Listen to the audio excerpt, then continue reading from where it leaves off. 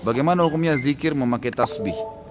Tasbih ini hadisnya sebenarnya yang membolehkan itu kembali kepada riwayat Tirmidzi yang khilaf ulama tentang kesahihannya. Umumnya ulama ada yang mendhaifkan riwayat ini. Tentang waktu Nabi SAW menuju ke masjid, kemudian menemui Ummu Salamah yang sedang berzikir sambil menghitung batu, gitu kan?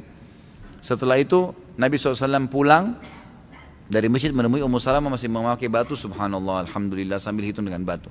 Kata Nabi SAW, wahai Ummu Salamah, apakah kau kerjakan ini dari tadi? Dari sebelum saya pergi kamu zikir dengan cara ini? Dia bilang iya.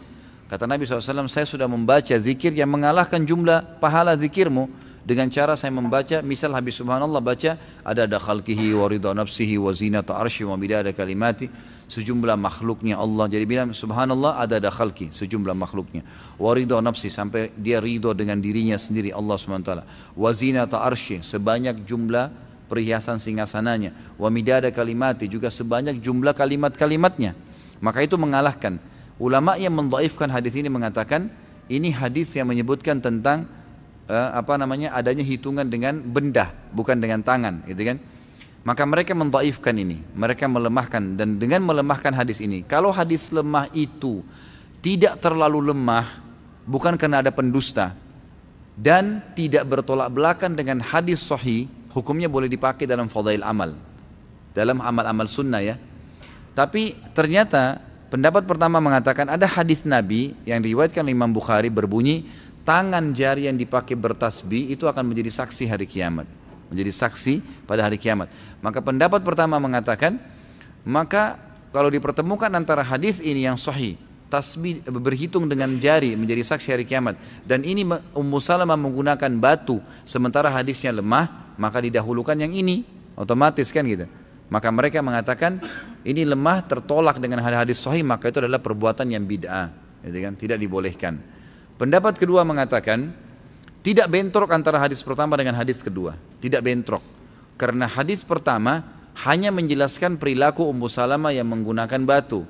Hadis kedua menyebutkan tentang lebih baiknya kalau menggunakan jari. Kalau dilihat ini tidak ada bentrok menurut pendapat ulama yang kedua, maka lebih afdal menggunakan jari, tapi tidak disalahkan kalau menggunakan tasbih, seperti itu. Nah ini saya sudah berikan kepada anda tentang masalah khilaf ulama, itu dilihat kondisional. Saya bahasakan afdalnya menggunakan jari, ini terus kita biasakan, gitu kan. Tapi kita tidak boleh 100% menyalahkan orang yang menggunakan tasbih itu, karena masih ada pendapat ulama tadi yang saya sebutkan.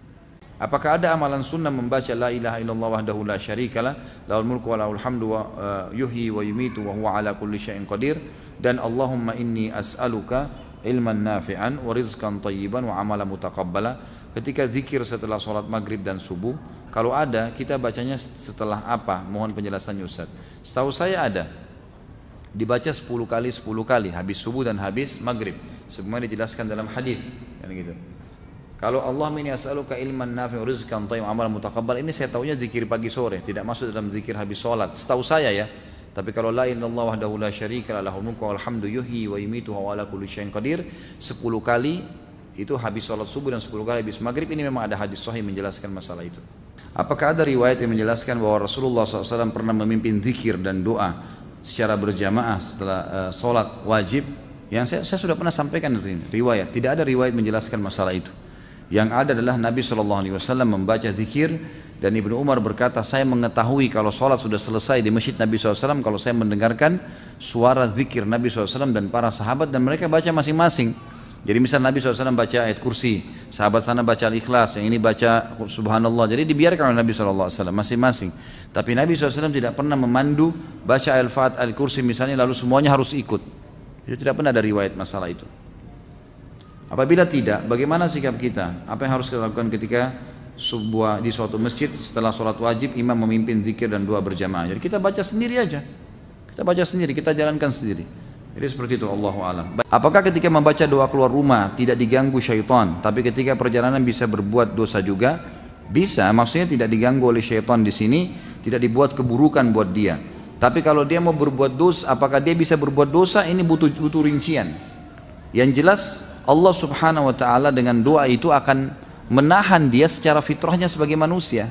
Seperti misalnya gini, kita coba berdoa kepada Allah, ya Allah bangunkan saya malam hari. Ya itu. Bangun nggak nanti malam?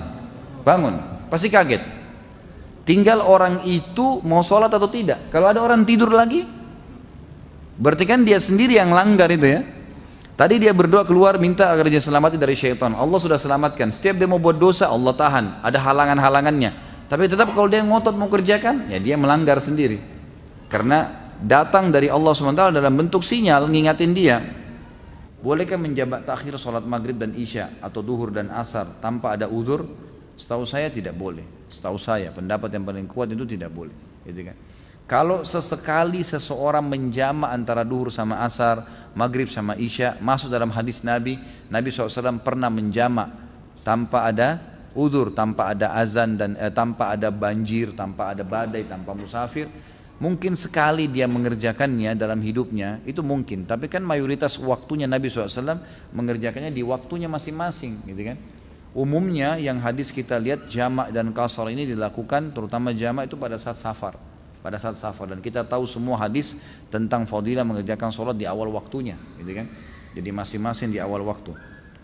Di masjid Ana yang sudah sunnah, jika ada kajian selepas maghrib, selepas isya, kadang sholat isya ini ditunda sampai kajian selesai dulu. Biasanya sampai 45 menit. Jadi sekitar jam 8 baru sholat. Apakah dibolehkan menunda isya? Ada hadis memang yang membolehkan mentakhirkan isya ya. Tapi saran saya lebih baik sholat dulu seperti kita ini. Jadi tepat awal waktu kemudian baru dilanjutin. Seorang akhwat memakai cadar, apakah sah sholatnya karena hidungnya tidak menyentuh bumi karena terhalang oleh cadarnya? Gak ada masalah. Gak ada masalah insya Allah, karena memang ini pendapat ya, ulama mengatakan hidung yang dilapis dengan kain, kalau orang itu sakit kah atau wanita itu bercadar karena takut fitnah kalau terlihat, maka itu dianggap memang hal yang tidak menghalangi antara hidung dia dengan, dianggap cadarnya itu seperti sejadahnya, gitu lah, seperti sejadahnya, sebenarnya seperti itu ya. Maka itu dianggap tidak ada masalah, ini pendapat sebagian ulama. Dan lebih baik kalau seorang muslimah sholat cadarnya dibuka, itu lebih baik. Karena memang sunnah Nabi SAW pada saat sholat wanita membuka wajah dan telapak tangannya kan gitu. Itu yang ada dalam hadis. Apakah saya boleh berzikir setiap waktu dan kapanpun tanpa ada batasan jumlah? Tentu saja kalau zikir-zikir itu tidak ditentukan jumlahnya oleh Nabi SAW, boleh saja, nggak ada masalah. Misal kata Nabi SAW, la haula wa la quwata illa billah adalah harta karunnya surga. Gak ada penentuan jumlah, gak ada penentuan waktu. Bolehkah saya baca sampai 100 kali, 200 kali? Boleh saja, gitu kan. Tapi ada kalau penentuan waktu, tempat. Misal habis sholat baca subhanallah 33, alhamdulillah, Allah akbar 33, semua 33. Maka jangan baca lebih nih habis sholat. Karena penentuan waktu, tempat, jumlah ada, gitu kan. Kalau tidak ada bebas, tidak ada masalah, gitu kan. Itu dibolehkan. Berhubungan dengan masalah istighfar, makna daripada hadis Nabi SAW, saya beristighfar setiap harinya 70 sampai 100 kali. Ini sedikit ada pendapat para ulama yang mengatakan bahwasanya yang dimaksud adalah Nabi SAW setiap kali beristighfar itu tidak berhenti sampai 70 kali atau sampai 100 kali. Berarti dalam sehari bisa beberapa kali Nabi SAW membacanya. Terbukti daripada orang yang telah bertemu dengan Imam Ahmad yang terus beristighfar, dan Imam Ahmad faham hadis. Beliau tidak menegur orang tersebut. Ya, pedagang roti yang terus pada saat mencampur telurnya, tepung terigunya, dan dia mengatakan astagfirullah, astagfirullah, astagfirullah, terus begitu. Tidak pernah berhenti. Dia berhenti kalau Imam Ahmad ajak ngomong atau Imam Ahmad dia sedang bertanya gitu. Maka Imam Ahmad tanya, berapa lama kau sudah amalkan? Dia bilang dari dulu nih saya amalin, gitu kan. Sudah lama dan jumlahnya tidak terbatas gitu. Maka ulama mengambil dari statement Imam Ahmad yang tidak menegur orang tersebut, karena beliau adalah ulama hadis, berarti makna daripada Nabi SAW membaca 70 sampai 100 kali adalah setiap kali ada kesempatan beliau tidak berhenti sampai 70 dan 100 kali. Selebihnya setelah itu ada kesempatan lagi baca lagi 70 sampai 100 kali. Maka dari sini istighfar dibolehkan baca berapa kali pun jumlahnya. Mohon dijelaskan bagaimana hukumnya apabila sholat di rumah kemudian di masjid sudah iqamah. Apakah kita masih bisa menjalankan sholat qobliyah? Batalin, nggak boleh. Hadis sahih berbunyi, kata Nabi SAW, tidak ada lagi sholat sunnah dengan iqamah sholat wajib. Hadis sahih, nggak boleh. Jadi biar lagi di masjid kita lagi sholat, baru 1 rakaat sudah iqamah, batal. Tapi kita sudah dapat pahalanya, diberhentiin aja tiba-tiba, memang begitu.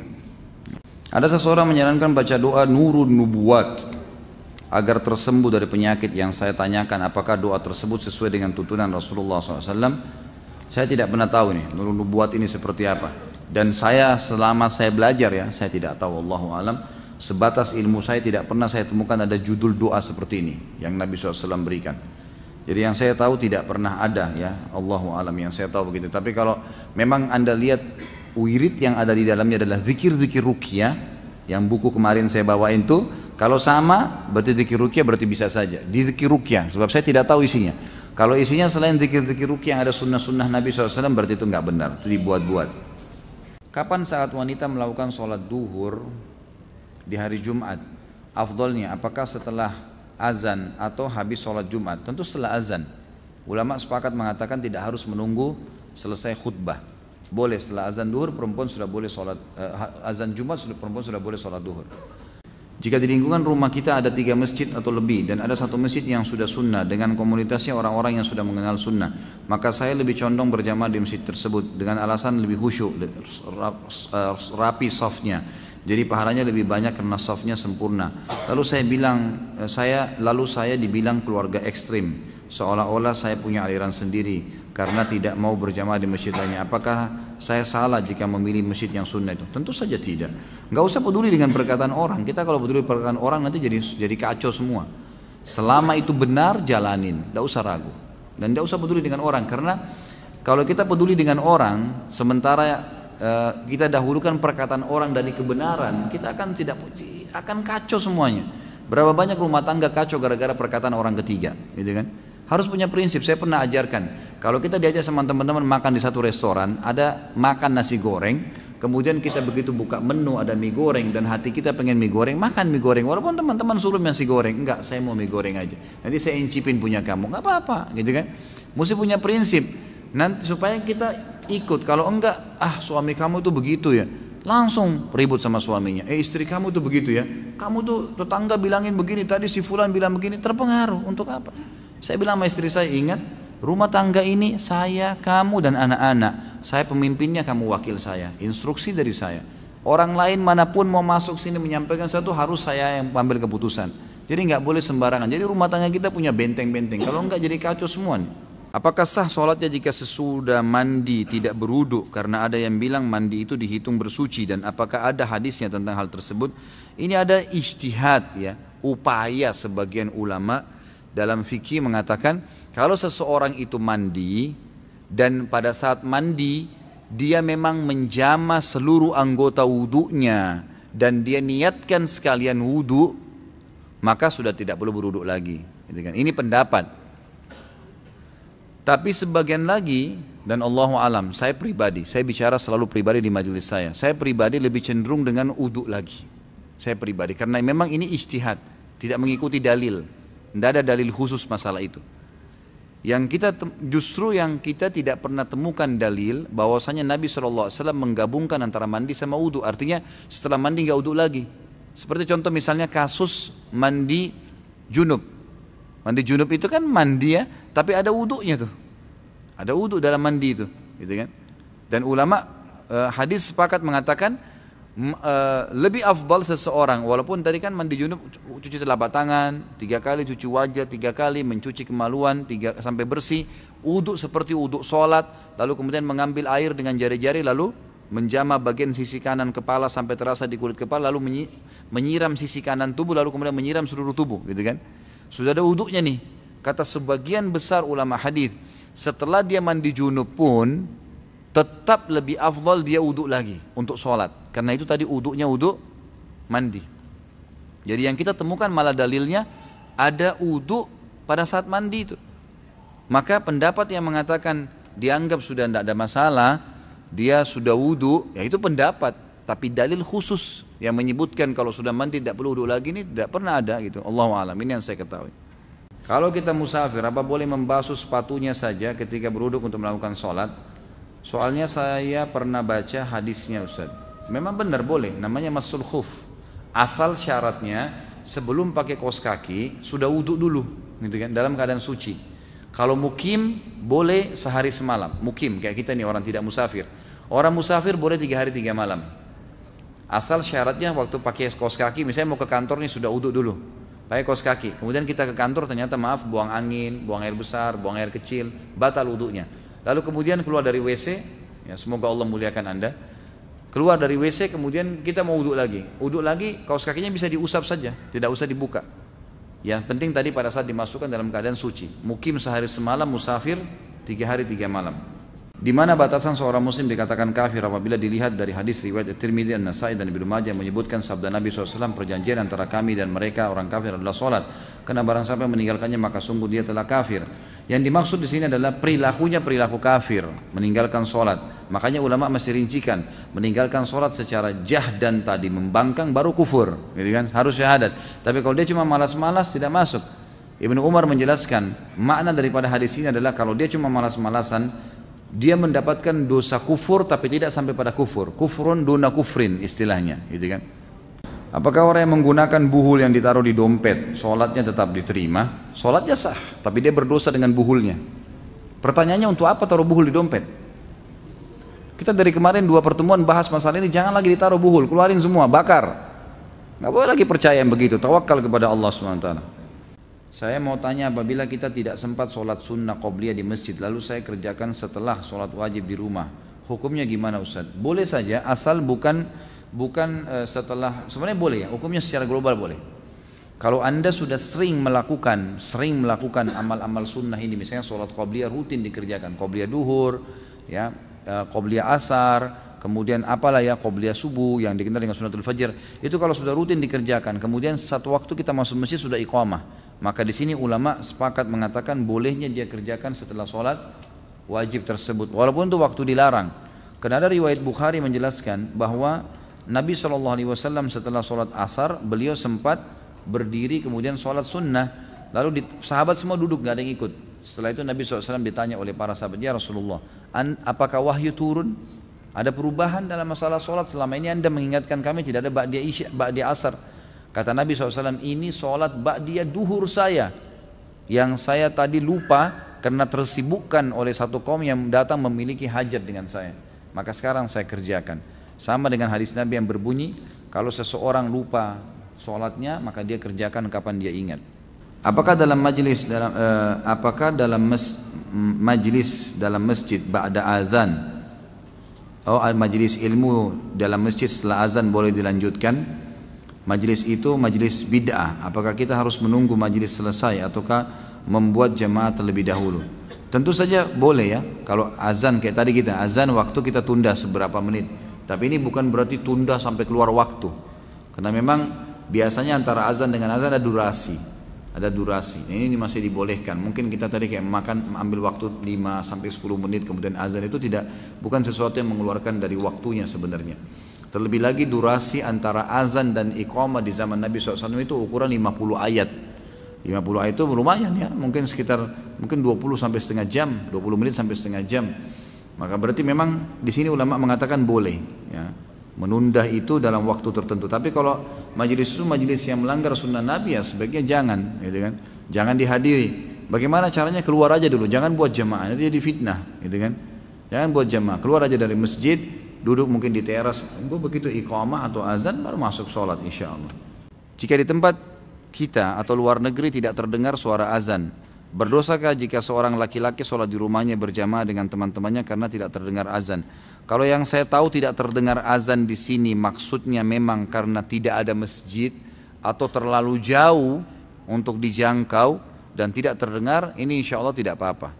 Karena Nabi SAW menanyakan kepada Ibnu Ummul Maktum yang sempat orang buta pamit kepada Nabi SAW mengatakan, ya Rasulullah, rumah saya jauh dari masjid, nggak ada yang pandu, antara rumah saya dengan masjid anda ini banyak binatang buas yang bisa menyerang saya, boleh nggak saya sholat di rumah? Buta, nggak ada pemandunya, banyak binatang buas, rumahnya jauh dari masjid, banyak sekali udhurnya nih, gitu kan? Maka kata Nabi SAW awalnya, silahkan sholat di rumahmu.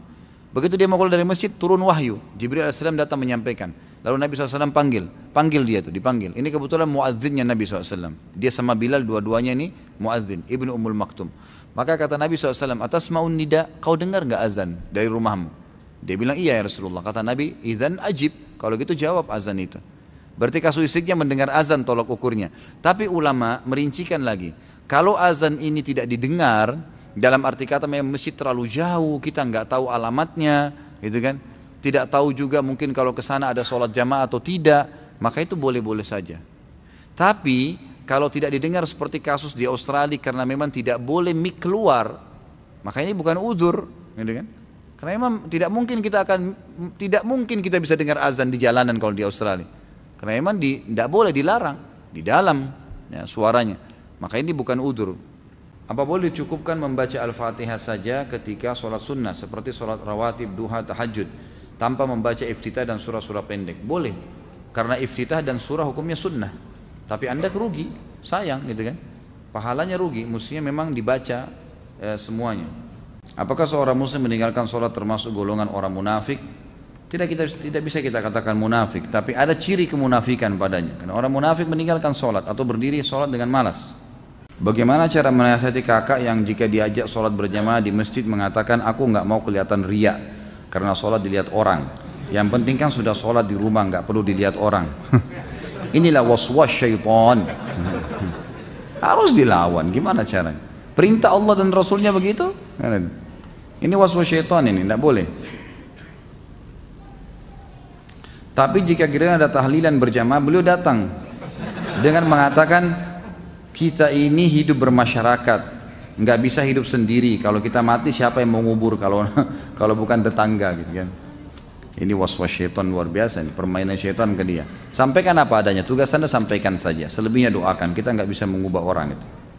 Saya mau tanya tentang teknis sholat saat i'tidal. Apakah yang benar tangan sedekap atau dilepas diturunkan? Saya pernah dengar hadis berbunyi posisi i'tidal kembali kepada semula.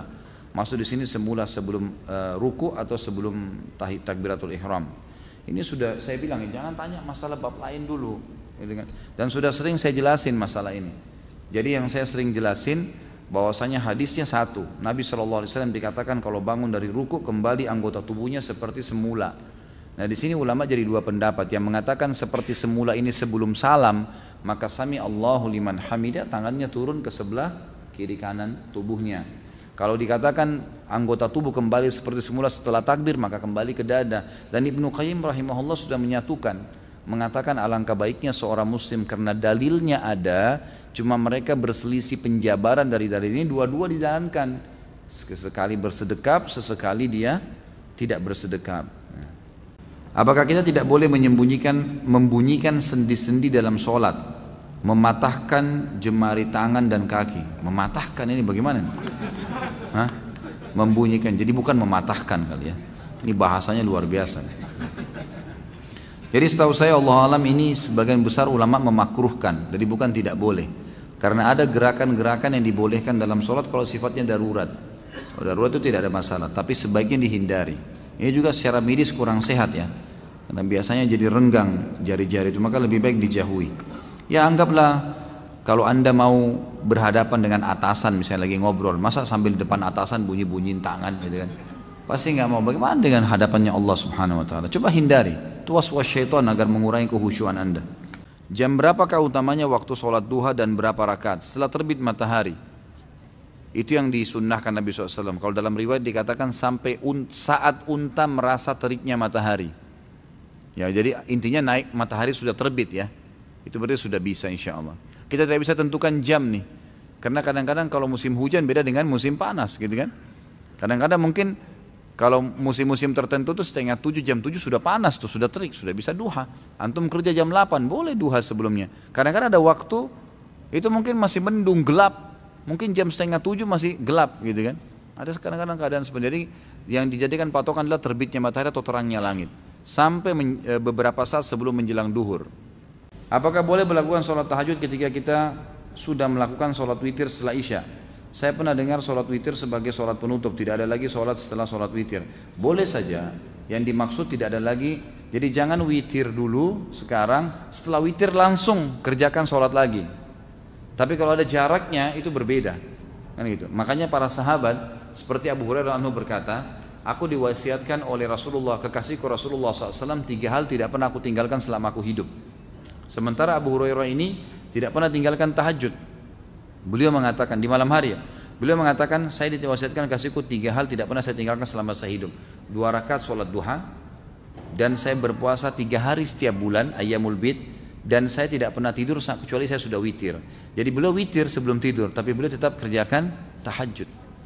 Pernah juga Nabi SAW dalam hadis Bukhari bertanya kepada Abu Bakar dan Umar, wahai Abu Bakar, kapan kamu witir? Sementara Abu Bakar ini tiap malam sholat tahajud. Kata Abu Bakar, selepas Isya ya Rasulullah, sebelum tidur. Ditanya Umar, wahai Umar, kapan kau witir? Kata Umar, di akhir malam ya Rasulullah. Kata Nabi SAW ditunjuk Abu Bakar, orang ini mengambil agamanya dengan hati-hati. Orang ini ditunjuk Umar mengambil agamanya dengan ketegasan. Artinya dua-duanya boleh, nggak ada masalah, gitu kan? Jadi setelah witir pun habis Isya boleh tahajud. Setelah sholat hajat, petunjuk dari Allah itu berupa apa? Nggak ada sholat hajat ini. Yang ada sholat istikharah. Sholat hajat setahu saya tidak ada hadisnya, lemah sekali, bahkan ada hadis yang palsu, gitu kan? Jadi yang ada adalah sholat istikharah. Istikharah sama sebenarnya ya. Karena kita meminta petunjuk dari Allah SWT. Itu ada hadis sahihnya. Saya orang yang terkena penyakit waswas, sekarang 3 kali takbir saya ulang. Jika sudah lebih dari 3 kali, apakah saya sudah batal dan harus uduk lagi? Tidak batal tentunya, ya, dan tidak usah diulang. Dan saya sarankan jangan waswas. Allahu Akbar, selesai. Was-was syaitan datang, kamu kurang, tidak usah tepis aja. Ya, tadi sudah diajarin, a'udzubillahi minasyaitonirrajim, meniup 3 kali ke sebelah kiri.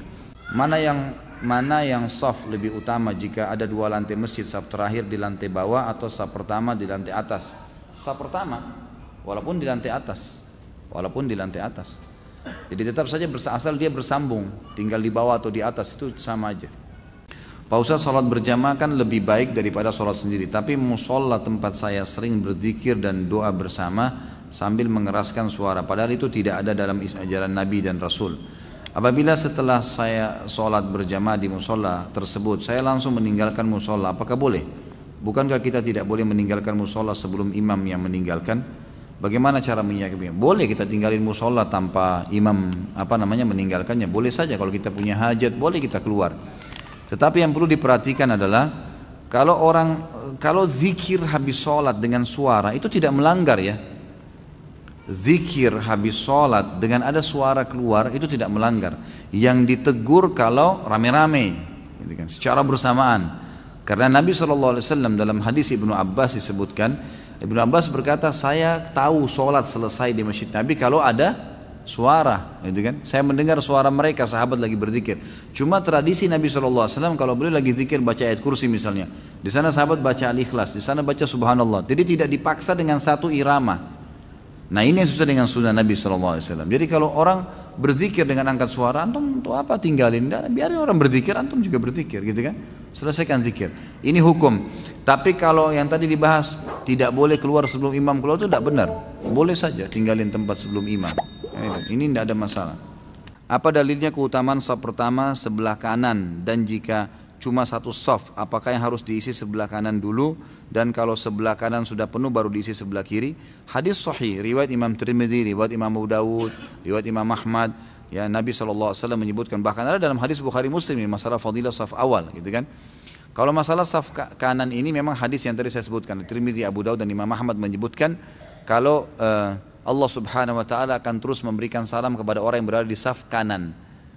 Dalam riwayat Bukhari disebutkan, beberapa sahabat berkata, kami sangat senang berada di sebelah kanan Nabi SAW, sebelah kanan shaf, karena sering kali beliau kalau mengatakan istawu, menghadap ke sebelah kanan shaf, gitu kan. Jadi memang begitu penyebutannya.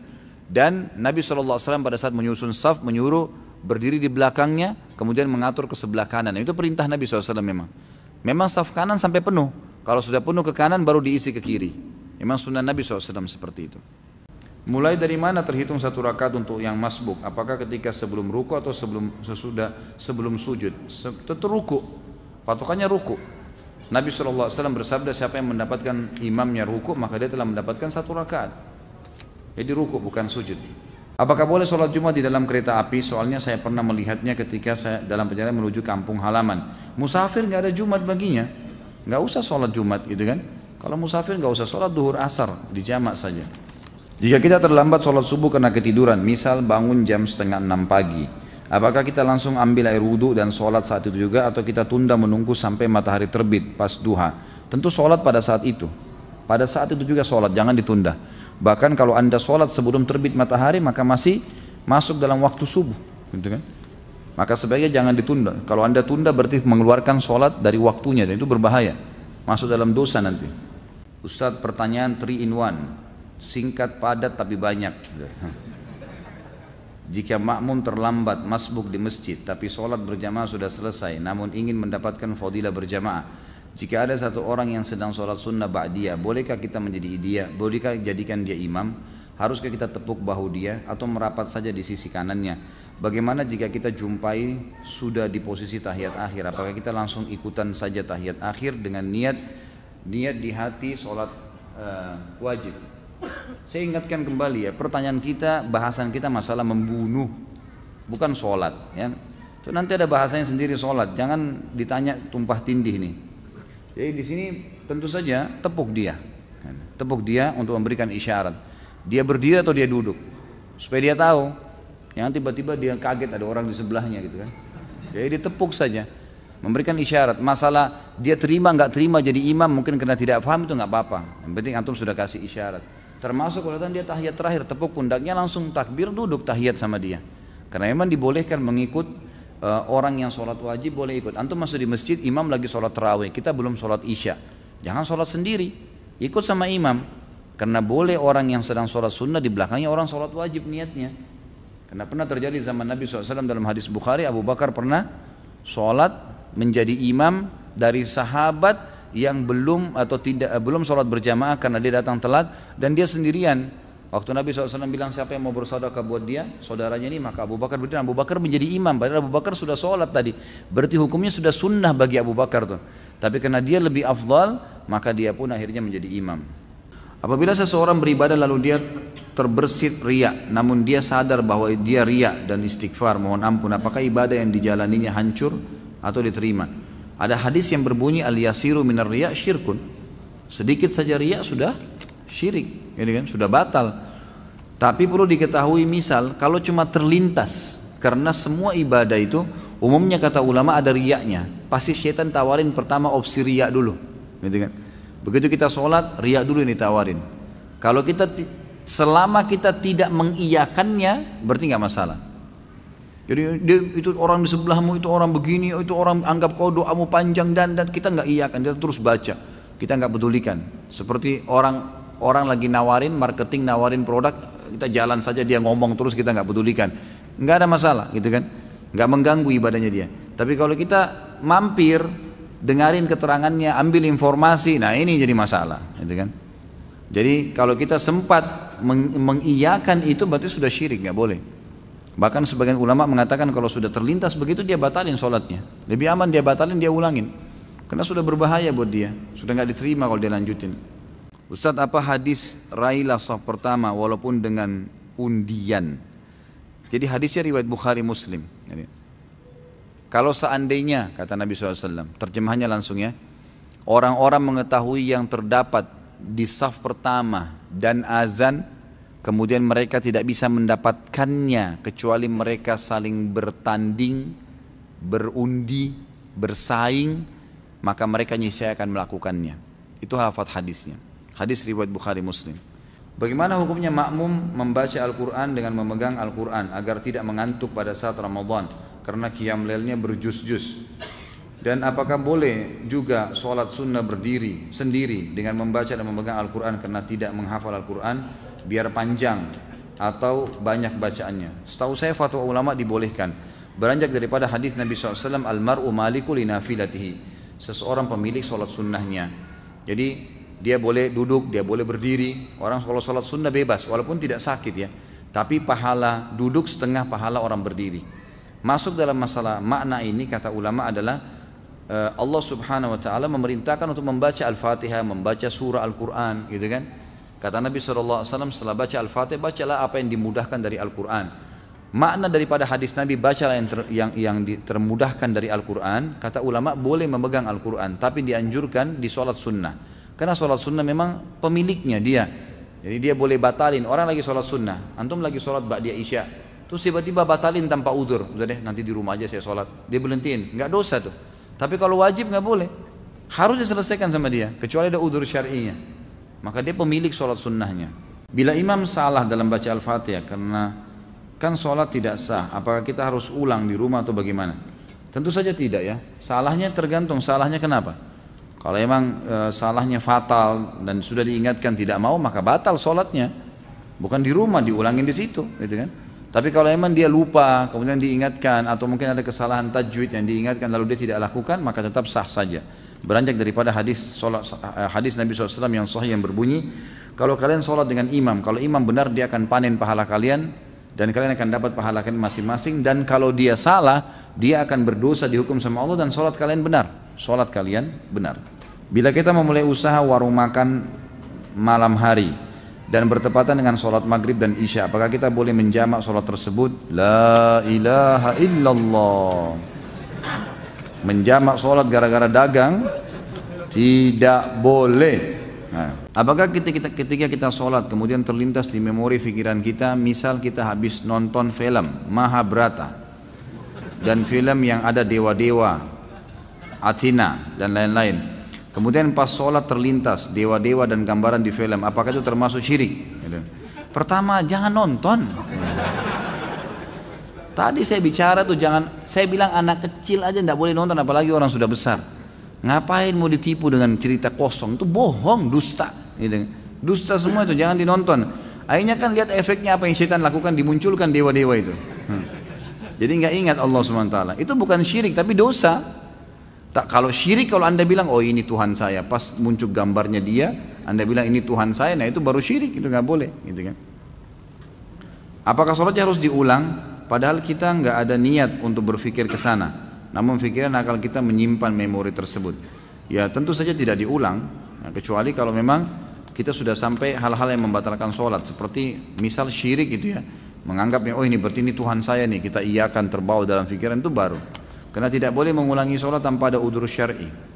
Udzur syar'i itu batal wudunya, belum masuk waktu baru ketahuan, salah menghadap kiblat, nah itu mungkin. Bacaan dalam sholat, Quran dan doa dalam kurungnya, apakah dibaca dalam hati sudah cukup pada saat sholat sendiri atau harus terdengar walaupun pelan? Saya sudah pernah jelaskan ini. Jadi hindari bacaan dalam hati, keluarkan dengan lisan kita walaupun cuma kita yang dengar. Karena sholat cuma dibagi dua, jahar atau sir. Jahar itu ngerasin suara terdengar oleh orang-orang lain, dan sir itu mengecilin suara sebatas dia dengar sendiri. Jadi bukan menghilangkan suara. Antum kalau hilangkan suara itu sudah hilang, itu mengkhayal nanti. Nggak ada suara sama sekali itu akan mengkhayal. Tambah lagi tutup mata tidur. Gitu kan. Jadi jangan antum bilang oh kalau tutup mata lebih khusyuk, ini nggak benar. Karena Nabi SAW mengatakan Allah dan malaikatnya terus memberikan salam kepada orang yang berada di saf awal. Riwayatnya mengatakan yang matanya tetap tertuju ke tempat sujudnya, gitu kan. Jadi kita disuruh buka mata, disuruh kerasin suara sebatas kita yang dengar saja. Alhamdulillahirrabbilalamin arrahmanirrahim. Karena ucapan mulut yang bersuara ini memperdengarkan kuping, membuat dua anggota tubuh ini connect ya, sehingga lebih konsen, ya, lebih konsen. Ditambah mata yang terbuka melihat tempat sujud itu akan membuat orang lebih khusyuk. Ini pendapat ulama. Pada saat makmum masbuk, makmum belum selesai membaca Al-Fatihah lalu imam ruku. Apakah sah sholat makmum karena Al-Fatihah dibaca tidak selesai? Kalau dia sholatnya jahar, ngerasin suara, kan gitu. Seperti misalnya maghrib 2 rakaat pertama, isya 2 rakaat pertama, subuh kedua rakaatnya, maka tidak masalah dengan tidak baca Al-Fatihah. Itu pendapat jumhur ulama. Tapi kalau sholat sir harus dia baca Al-Fatihah, usahakan. Masalah dia tidak sempat baca sampai habis, maka ini ulama rincikan lagi. Kalau dia datang telat memang, dia Allahu Akbar, imamnya langsung ruku, ya sudah. Ya, dalam pendapat Imam Ahmad boleh, dia langsung ruku juga. Imam Syafi'i mengatakan tidak, tetap dia harus baca Al-Fatihah, walaupun dia ketinggalan tapi maksimal 3 gerakan imam. Misal ruku, itu 1, i'tidal 2, sujud pertama 3. Usahakan selesai Al-Fatihah sebelum imam duduk di antara 2 sujud. Itu pendapat Imam Syafi'i rahimahullah. Langsung dia ikut ruku, dia sami'allahu liman, dikejar imamnya. Nah itu pendapat, Allahu a'lam ya. Bolehkah berimam pada orang yang masbuk? Boleh, asal anda beda imam ya. Jadi misal gini, ada dua orang masuk masbuk nih, orang lagi berjamaah, sama-sama masbuk 1 rakaat. Kita satu imam nih, begitu salam imam kan masing-masing nambah rakaat yang masbuk ya, yang kehilangan 1 rakaat. Ini nggak boleh lagi jadi makmum satu sama yang lain. Karena ada orang begitu tuh, karena sudah satu imam. Yang boleh kalau beda imam. Misal kita berdiri, kita masuk 1 rakaat, ada orang yang telat masuk, maka dia tepuk pundak kita, itu boleh, nggak ada masalah. Tapi tidak boleh menjadi memiliki dua imam dalam satu sholat. Apabila kita mempunyai warung makan di sekitar komplek perumahan, di dalamnya banyak perusahaan, mayoritas orang yang makan bertepatan waktu istirahat, waktu sholat duhur, apa yang harus kita lakukan kepada para pekerja dan konsumen yang makan? Apakah kita menunda terlebih dahulu waktu sholat sampai waktu istirahat selesai? Tentu tidak lah, gitu kan. Sholat aja, gitu kan, sholat. Kalau anda suami istri, anda boleh suruh istri anda, istri nggak ada masalah, mereka boleh sholat di situ kan. Tapi kalau anda sendiri jangan tinggalkan masjid, jangan tinggalkan sholat. Atau kalau perlu bagaimana caranya supaya bisa dihidangkan, atau ada pegawai yang memang pegawai itu mungkin ya, kalau memang banyak pegawai yang makan juga yang mampir itu adalah orang-orang perempuan misalnya, wanita, maka bisa pakai wanita. Kalau tidak, maka bertawakal kepada Allah SWT. Sholat dulu, habis itu layani mereka. Tidak usah khawatir dengan rezeki. Itu saran saya ya. Kalau anda bisa bertanya pada ustadz lain, bisa disarankan misalnya nggak apa-apa tunda sholatnya, ya silakan saja. Kalau saya tidak sarankan itu. Apakah meminta doa atau didoakan ke ustadz atau kiai, kemudian kita diberi air putih atau serbuk kopi, kemudian disuruh untuk meminumnya, termasuk syirik? Sebenarnya tergantung ya, karena meniup sesuatu ke air untuk diminum itu, kalau fungsinya untuk ruqyah itu boleh. Tapi kalau umumnya doa, itu tidak pernah ada anjuran. Jadi doain apa saja terus ditiup air itu nggak pernah ada anjuran. Tapi kalau untuk meruqyah, memang untuk mengobati, ini memang pernah, gitu kan? Ada beberapa riwayat yang tersebutkan khusus untuk mengobati orang yang keracunan dan kena sihir atau kesurupan. Itu memang ada anjuran, difokuskan ke situ. Bagaimana cara membedakan bisikan yang datang dari syaitan atau kata hati kita sendiri? Kadang-kadang ketika sholat di dalam hati suka bicara sendiri.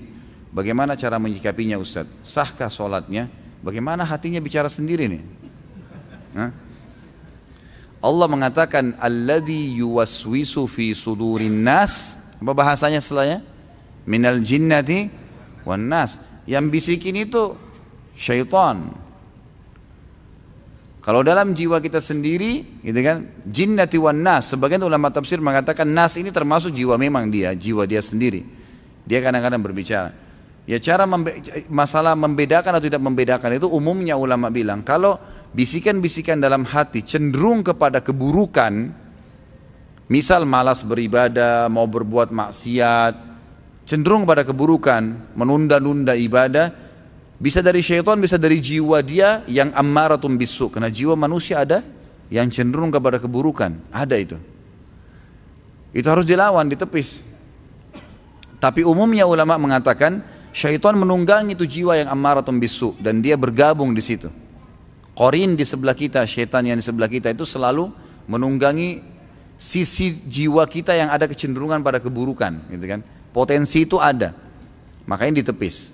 Semua bisikan yang termotivasi untuk ibadah, kita lihat fakir miskin lewat, tiba-tiba dalam hati kita bantu tuh, kesian. Telepon tuh orang tua, sudah lama ini tidak telepon ayah saya, mau silaturahim, mau bakti sama orang tua. Oh, mau bantu, ada tetangga yang lagi sakit atau ada orang yang lagi sakit mau dijenguk di rumah sakit, ada bisikan, itu berarti positif, diikutin. Itu juga dari malaikat atau dari jiwa dia yang memang cenderung dengan kebaikan. Seringnya seseorang itu mengasah jiwanya dalam kebaikan akan membuat jiwanya lebih pekah, gitu kan, dalam kebaikan itu. Dan seringnya seseorang melatih dirinya, jiwanya dalam keburukan akan membuat lebih pekah dalam keburukan itu. Bahkan kata ulama, bisa jiwa lebih hebat keburukannya daripada syaitan, dan bisa juga jiwa lebih hebat daripada bisikannya malaikat dalam kebaikan. Tergantung bagaimana dia membiasakan dirinya, gitu. Tapi umumnya syaitan menunggangi keburukan, kecenderungan burukan tersebut, dan malaikat juga menunggangi potensi baik dalam jiwa manusia. Bagaimana jika ingin sholat berjamaah tapi makmum atau imam tidak mau sejajar? Bagi jemaah perempuan, bagaimana seharusnya sholat sendiri-sendiri karena imam tidak mau sejajar? Ataukah jemaah meskipun jika imam atau makmum maunya imam lebih ke depan dibanding makmumnya, tetap sholat berjamaah, tidak ada masalah itu. Ya, tidak ada masalah. Apakah bergerak 3 kali dalam keadaan sholatnya batal, seperti garuk-garuk misalnya? Kalau Imam Syafi'i mengatakan batal kalau lebih dari 3 kali. Jadi tidak dibolehkan lebih dari 3 kali. Tapi jumhur ulama mengatakan tetap tidak batal kalau memang orang itu punya udzur, memang harus dia lakukan. Tapi kalau gerakan sia-sia membatalkan sholat nih. Ada orang sia-sia, memperbaiki kopiah atau apalah gitu kan. Ya ini keseringan dilakukan, makanya tidak boleh. Tapi kalau darurat memang harus menggaruk, memang gatal sekali, itu tidak ada masalah insya Allah. Ada seseorang yang mengatakan zikir kalau hanya di mulut tidak ada gunanya, termasuk bacaan Quran. Tapi yang afdal tengah malam. Saya nggak tahu apa maksudnya ini. Tentu kalau baca Al-Quran, zikir, berdoa adalah ibadah badan. Ibadah badan ya, mesti memang diucapkan dengan lisan. Itu yang kita tahu. Nabi SAW diketahui oleh para sahabat kalau lagi berzikir dengan suara yang didengarkan oleh mereka, dengan komat kamitnya mulut Nabi SAW. Jadi memang seperti itu. Kalau ada orang yang mengatakan ini percuma, ini butuh dalil. Dari mana percuma? Memang begitu panduannya. Cuma memang ibadah badan harus diikuti dengan ibadah hati ya. Ibadah hati itu ikhlas, tawakal, roja, berharap, khauf, takut. Itu semua harus ada, gitu kan? Perasaan itu ibadah hati menguatkan ibadah badan, ya, gitu. Jadi ikhlas doa, zikir yang dibaca dengan mulut diikuti dengan keikhlasan dalam hati baru diterima. Apa yang harus kita lakukan apabila lupa Jumat jumlah rakaat ketika sholat dan bagaimana tata cara sujud sahwi? Tentu saja diambil yang lebih sedikit ya. Kalau misalnya sholat 4 rakaat lupa 4 atau 3 ya, diambil 3. Ini kemarin kalau ikut tabligh akbar terjawab nih. Riwayat Abdurrahman bin Auf itu kan. Bagaimana beliau waktu Umar bin Khattab dulu dengan Ibnu Abbas radhiyallahu anhu ajma'in bingung. Kata Umar kepada Ibnu Abbas, apakah kau tahu hadis Nabi SAW tentang orang kalau lupa rakaat salatnya? Kata Ibnu Abbas, tidak ya Amirul Mukminin. Di zaman khilafahnya Umar. Lalu kata Ibnu Abbas, apakah anda punya informasi? Kata Umar, tidak ada. Lalu kata Ibnu Abbas, tiba-tiba Abdurrahman masuk kepada kami dan berkata, waktu kami tanya, beliau mengatakan, saya punya kabarnya. Kata Nabi SAW, kalau seseorang kalian sedang sholat, kemudian dia lupa 2 atau 1 kali dia sholat, dia pilih 1. Kalau dia ragu 3 atau 2, dia pilih 2. Kalau dia ragu 4 atau 3, dia pilih 3, gitu kan? Kemudian dia sebelum salam sujud sahwi 2 kali atau 2 kali sujud. Dan sesuai kita sebutkan, sujud sahwi boleh membaca bacaan-bacaan sujud dan diantara duduknya tidak usah ya, baca apa-apa. Jadi begitu selesai tahiyat, sudah selesai sebelum salam sujud. Baca 2 sujud, kemudian duduk, nggak usah baca apa-apa, sujud, baca lagi bacaan sujud, kemudian duduk, lalu salam. Ini kalau kita mengingat kelalaian kita sebelum salam. Kalau misal antum sholat, udah salam nih, udah bubar, berdiri ke masjid, atau lagi duduk, kemudian buka HP, ternyata kayaknya tadi kurang 1 rakaat deh. Tapi kita sudah selesai sholat nih, maka langsung berdiri, tambah rakaat yang kita lupain tuh, langsung saja Allahu Akbar, misalnya 1 rakaat kelupa, sholat 1 rakaat sampai salam, gitu kan? Kemudian setelah salam baru sujud sahwi. Sujud sahwinya setelah salam, karena ingatnya setelah salam sholat awal. Ini hadis Bukhari dalilnya, bahwasanya Nabi SAW pernah habis sholat, rakaat kedua sholat asar, beliau salam. Begitu tahiyat pertama langsung salam. Lalu beberapa sahabat bingung, kok asar 2 rakaat, tapi di depan saf pertama ini ada Abu Bakar, ada Umar, ada sahabat-sahabat yang senior, dan mereka tidak bicara. Nabi SAW seperti umumnya habis zikir, beliau langsung berdiri menuju ke pintu masjid, lalu menunggu di pintu masjid adakah sahabat yang mengeluh, yang mau minta sesuatu pada beliau gitu kan. Sampai ada satu sahabat Badui datang kepada Nabi mengatakan, ya Rasulullah, apakah sekarang sholat asar sudah berubah menjadi 2 rakaat, atau anda lupa, turun wahyu nggak menyampaikan itu? Kata Nabi, saya tidak lupa, kan gitu. Dan tidak ada wahyu turun, artinya Nabi yakin ini 4 rakaat beliau kerjakan. Ini hadis sahih riwayat Bukhari. Lalu kata Nabi SAW dalam riwayat lain dikatakan memegang tangannya orang ini lalu berkata masuk ke masjid, kebetulan sahabat belum bubar. Apa benar yang orang ini bilang? Benar nggak saya tadi cuma 2 rakaat? Kata sahabat, benar ya Rasulullah. Langsung dalam riwayat ini Nabi SAW hadap kiblat, bertakbir, semua sahabat ikut menyempurnakan 2 rakaat sampai salam, setelah salam baru sujud sahwi.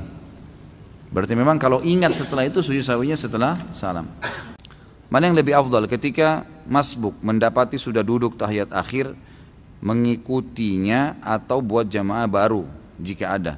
Karena saya pernah dengar dari Ustaz apabila tidak ruku tidak dihitung rakaat. Ya tentu saja tetap ikut, afdalnya tetap ikut walaupun beberapa saat sebelum salam, karena antum dihitung mendapatkan jamaah pertama. Jemaah pertama pahalanya beda dengan jemaah kedua. Jemaah pertama itu lebih masuk di awal waktu dihitung, lebih besar. Jadi lebih baik tetap ikut walaupun sudah tahiyat terakhir. Jika tiba waktu sholat, apa ini? Waktu masih panjang, lebih utama mana untuk perempuan? Langsung sholat atau sholat apa ini? Atau sholat sesampai di rumah? Jika waktu sholat berada di stasiun dan ada tempat sholatnya, lebih baik awal waktu, tetap lebih awal waktu. Jangan ditunda ke rumah, kita tidak tahu, ya, tidak tahu ajal, tidak tahu kejadian. Selama aman, sholat dulu di situ. Dikarenakan saat ini waktu subuh 4.15, apakah boleh kita ketika kita terlambat bangun, misal jam 5, kita melakukan sholat sunnah 2 rakaat sebelum subuh? Tentu tidak boleh. Kalau sudah iqamah, subuh nggak boleh lagi. Anda kerjakan nanti setelah terbit matahari. Apa pahalanya kalau kita mengislamkan seseorang? Wah, ini tidak sesuai dengan tema. Dapat pahala lah tentunya, ya, selama dia berbuat kebaikan, selama dia mempelajari agama, insya Allah Anda dapat pahalanya. Dan hadis Nabi SAW kepada Ali bin Abi Thalib pada saat perang Khaybar, gitu kan, hai Ali, jalanlah dengan tenang menuju ke mereka, ke orang-orang Yahudi itu, lalu tawarkan mereka Islam. Kalau mereka nolak, tawarkan mereka jizyah. Kalau mereka nolak, tawarkan mereka untuk, ya, perang, gitu kan. Dan ingatlah Ali, kalau ada satu orang yang sempat mendapatkan hidayah karena kamu, maka itu lebih baik daripada humurun ni'am. Humurun ni'am ini adalah bisa diterjemahkan dengan unta betina merah yang besar atau nikmat yang terbesar yang sedang dimiliki oleh seseorang. Bagaimana dengan bisikan syaitan yang datang saat sholat, namun isi bisikan tersebut adalah berupa solusi atau jalan keluar, ya, kita ke depan. Jadi seperti sebuah solusi tautis yang datang ke kita, dan kadang itu benar dan jujur. Itulah permainan syaitan ke Anda, mengingatkan kunci, mengingatkan janji, mengingatkan benda yang lupa taruh di mana. Akhirnya nanti setiap kali ada benda hilang kita sholat, sholatnya kena benda hilang, mau tahu gitu kan. Itulah permainan syaitan, gitu. Jadi itu semua permainan syaitan, tidak boleh dipercaya, gitu. Dia kalau masalah benar ya kena kebetulan, memang saja dia ingatkan kita, memori kita saja yang diputar sama dia sehingga kita bisa mengingatnya. Sebagaimana kita bisa dibuat mengkhayal, mengingat lawan jenis dalam sholat, ada orang menghitung keuntungan transaksi, ini semua permainan syaitan. Kata Nabi SAW kepada Uthman bin Abi Mad'un, sahabat Nabi radhiyallahu anhu, pada saat beliau berkata, ya Rasulullah, saya kalau sholat, saya selalu merasa terganggu, lupa dengan pekerjaan, lupa dengan sholat saya, mengingat pekerjaan, mengingat keluarga, mengingat beragam macam hal. Kata Nabi SAW, itu syaitan yang bernama khinzib atau khanzab, yang bertengkar di sebelah kiri kuping musalli, kemudian mengingatkan kepada dia, ingatlah ini, ingatlah itu, sampai dia lupa berapa jumlah rakaat yang dia sholat, gitu kan. Jadi ini kata Nabi SAW, kalau datang kepadamu, bacalah isti'adzah, a'udzubillahi minasyaitonirrajim, dan menudahlah sebelah kiri 3 kali, ditiupkan, ya, ditiup 3 kali seperti itu. Pada malam Jumat kita disunnahkan membaca surah Al-Kahfi, dan di tahiyat akhir kita disuruh selalu berdoa dijauhkan dari fitnah Dajjal. Apakah kita bisa terkena fitnah Dajjal? Bukankah Dajjal keluarnya nanti mendekati hari kiamat? Mohon penjelasannya.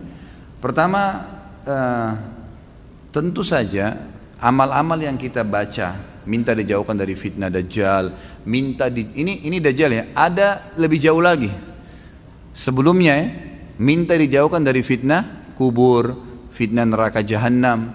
Pertanyaannya, apakah ya kita kalau baca minta dijauhkan neraka jahanam, berarti kita akan masuk neraka jahanam sekarang? Bukan itu kan? Jadi kita baca untuk kebutuhan kita nanti. Pertama, orang yang tidak dapat Dajjal, maka dia akan mendapatkan pahalanya. Tapi kalau orang yang, ini kan hukum syar'i ya, ini akan berlaku sampai Dajjal keluar nanti, itu kan akan dibaca ini. Bahkan sebagian ulama mengatakan doa ini walaupun Dajjal sudah terbunuh nanti, dalam hadis Sahih Bukhari dikatakan Nabi Isa akan datang membunuh Dajjal, dan setelah itu menghancurkan salib, membunuh babi, kemudian tidak ada satu rumah pun di muka bumi kecuali semuanya masuk Islam, dan Isa akan berhukum dengan hukumku, Al-Quran. Maka Nabi Isa AS sholat seperti sholatnya muslimin, puasa seperti puasanya muslimin, haji seperti hajinya muslimin. Pada saat itu bacaan doa ini kata ulama mesti dibaca, padahal Dajjal sudah dibunuh. Kenapa dibaca? Karena perintah Allah. Bagi yang belum mendapatinya kayak kita sekarang, bagi yang dekat mendapatinya atau sementara Dajjal masih hidup, bagi yang sudah Dajjal mati pun ini perintah agama, tetap dilakukan. Seperti itu memahaminya. Saya menonton kajian dosa besar 53 via YouTube. Pada sesi tanya jawab, kita dilarang sholat di masjid yang berhiasan emas. Lalu bagaimana di Mekah? Pada kiswanya saya mendapatkan referensi di disulam dengan benang yang mengandung emas. Ya. Tentu yang dilarang adalah membangun masjid dari emas, kan gitu. Itu yang dilarang. Sama halnya begini, lebih untuk jelasnya saya kasih contoh lain dulu. Laki-laki tidak boleh menggunakan baju dari sutra. Sudah pernah kita bahas tuh, salah satu dosa besar. Ulama membahas, ini kan kalau sutra semua. Bagaimana kalau ada baju batik, ada satu talinya benangnya sutra asli. Bolehkah dipakai? Sama hukum air. Air itu di dalam riwayat disebutkan, apapun yang terjatuh di dalam air tersebut selama tidak mengubah rasa, bau, warna, tetap suci. Kan itu. Berarti sesuatu yang sedikit itu tidak mempengaruhi sesuatu yang besar dalam beberapa hal yang berhubungan dengan agama kita ini. Kan gitu. Jadi kalau seandainya memang ada orang cat menggunakan campuran dengan emas di masjidnya, ini pendapat ulama mengatakan tidak masuk dalam umumnya larangan tadi, kecuali memang dia buat semuanya emas, itu lain. Yang saya tidak tahu ya, kalau antum memang sudah dapatkan referensi memang digunakan dengan sulam emas, itu saya nggak tahu. Tapi yang saya tahu selama ini memang digunakan istilah emas, gitu kan? Kincir airnya Ka'bah itu emas, pintunya itu emas dan seterusnya. Tapi saya terus terang pribadi belum pernah mengetahui apa itu benar emas murni semua atau enggak, gitu kan? Saya tidak tahu. Dan yang saya tahu memang ada larangan yang menyebutkan tentang tidak bolehnya kalau semuanya emas, gitu kan? Dalam arti kata di sini berlebih-lebihan. Tanda-tanda hari kiamat adalah umat Islam ini banyak yang membangun masjidnya dengan berlebih-lebihan. Jika tiba waktu sholat, tempat wudhu tidak ada hijab. Apakah perempuan boleh wudhu di kamar mandi tapi ada WC-nya? Atau tetap di luar? Sama saja. Asal bukan di klosetnya. Saya sarankan kalau ibu-ibu atau akhwat kita lagi di mall, jangan duduk di tempat umum yang bisa terbuka jilbab, gitu kan? Masuk di kamar mandi, bicara sama bagian cleaning service-nya, pembersihnya, maaf saya mau wudhu di sini, nanti saya bersihin sebentar. Udah wudhu aja di situ. Usahakan tidak mengotori semuanya dengan cara mengambil air, mengusapnya, gitu kan? Mengambil air, mengusap telapak tangan, mengusap wajah, ya semampunya. Jilbab juga mungkin bisa dibuka karena perempuan semuanya. Maka itu baik, gitu kan? Kalau darurat tidak ada juga sama sekali kamar mandi, walaupun pasti ada ya.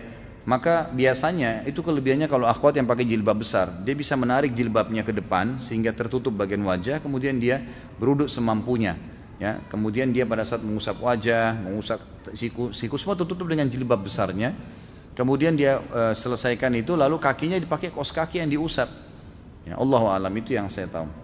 Karena ana ada udur di mana kalau jari kaki bersenggolan dengan benda-benda, dalam hal ini jari kaki saudara di sebelah, merasa risih sebab ana pernah ada riwayat operasi penyakit saraf tulang belakang sehingga jari-jari kaki menjadi sensitif. Dan apakah termasuk isbal jika ana menggunakan kaos kaki ketika sholat berjamaah? Karena dengan menggunakan kaos kaki ana merasa lebih nyaman dari gesekan karpet, dari bersentuhan dengan jari orang lain. Ana jadi khawatir terhadap ikhwan kita yang seolah-olah terus ingin mengejar jari kaki saya atau jari kaki saudara di sebelahnya, karena ditakutkan malah akan menjadikan sholatnya menjadi tidak khusyuk, ya.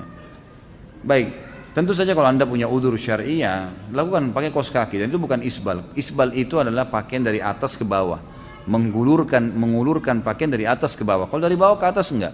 Kaos kaki maksudnya itu tidak. Tapi kalau kita memang dari atas kita pakai, ya, atau kita pakai kemudian dia terulur seperti celana, baju, itu semua baru masuk. Hadis Nabi SAW yang berbunyi isbal itu di imamah, ya, di pakaian, ya, celana, itu masuk dalam isbal gitu. Adakah doa yang dapat ditujukan kepada seseorang untuk dia membayar hutangnya pada kita?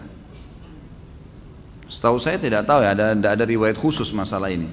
Yang ada riwayat itu kalau kita terlilit utang, gitu kan? Karena Ibnu Abbas mengatakan kalau engkau membaca dalam riwayat sahih, kalau engkau membaca Allahumma kfini bihalalika an haramik waqdin bi fadlika amman siwak. Allahumma kfini bihalalika an haramik, ya Allah cukupkanlah aku menikmati yang halalmu dan jauhkan aku dari yang haram. Waqdini bifadlika amman siwak, dan lepaskan saya dari ketergantungan kepada selainmu. maka akan dibayarkan utangmu oleh Allah walaupun memenuhi langit. Kata Ibnu Abbas radhiyallahu anhu. Ini harus diamalkan, dan ingat kalau berdoa ikutkan dengan hadis Nabi yang lain riwayat Bukhari, ud'ullaha mukinuna bil ijabah. Berdoa sama Allah diikuti dengan keyakinan penuh Allah akan ijabah. Fa innallaha la yaqbalu ad-du'a min qalbil ghafil. Allah tidak akan pernah terima doa dari hati yang lalai. Doa ya Allah diterima enggak ya? Ragu. Atau sambil berdoa sambil ingat makanan, ingat pasangan, ingat ini, enggak bisa. Harus dengan yakin, gitu kan? Jadi kalau doa untuk buat orang lain bayar, Allah alam, yang saya tahu berdoa kepada Allah bisa, itu bukan mustahil. Pernah terjadi dalam sebuah riwayat yang sahih, Umar bin Khattab pada saat mengirim pasukan di perang Qadisiyah, menembus ya benteng-benteng Persia. Nah, pada saat itu pasukan muslimin yang masuk dari 12.000 orang pasukan ini, itu kan kalau pasukan jihad masuk dan menang, berarti lokasi yang ditembus itu menjadi harta rampasan perang. Jadi miliknya mereka, miliknya mujahid. Jumlah mereka kecil, wilayah Persia besar, gitu kan. Ini kalau dibagi ini luar biasa gitu. Maka waktu itu mereka sudah mau bagi, tapi sebelumnya minta saran Umar bin Khattab. Umar berpikir untuk apa, mujahid ini nggak butuh sebanyak ini.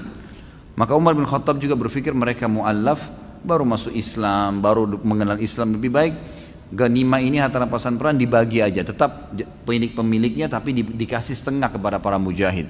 Waktu itu Bilal radhiyallahu anhu sahabat Nabi yang lain menolak. Waktu Umar bin Khattab kasih keputusan, kata Bilal, ya Amir Mukminin, jelas hukum agama kita, gitu kan? Ini dibagi untuk mujahidin.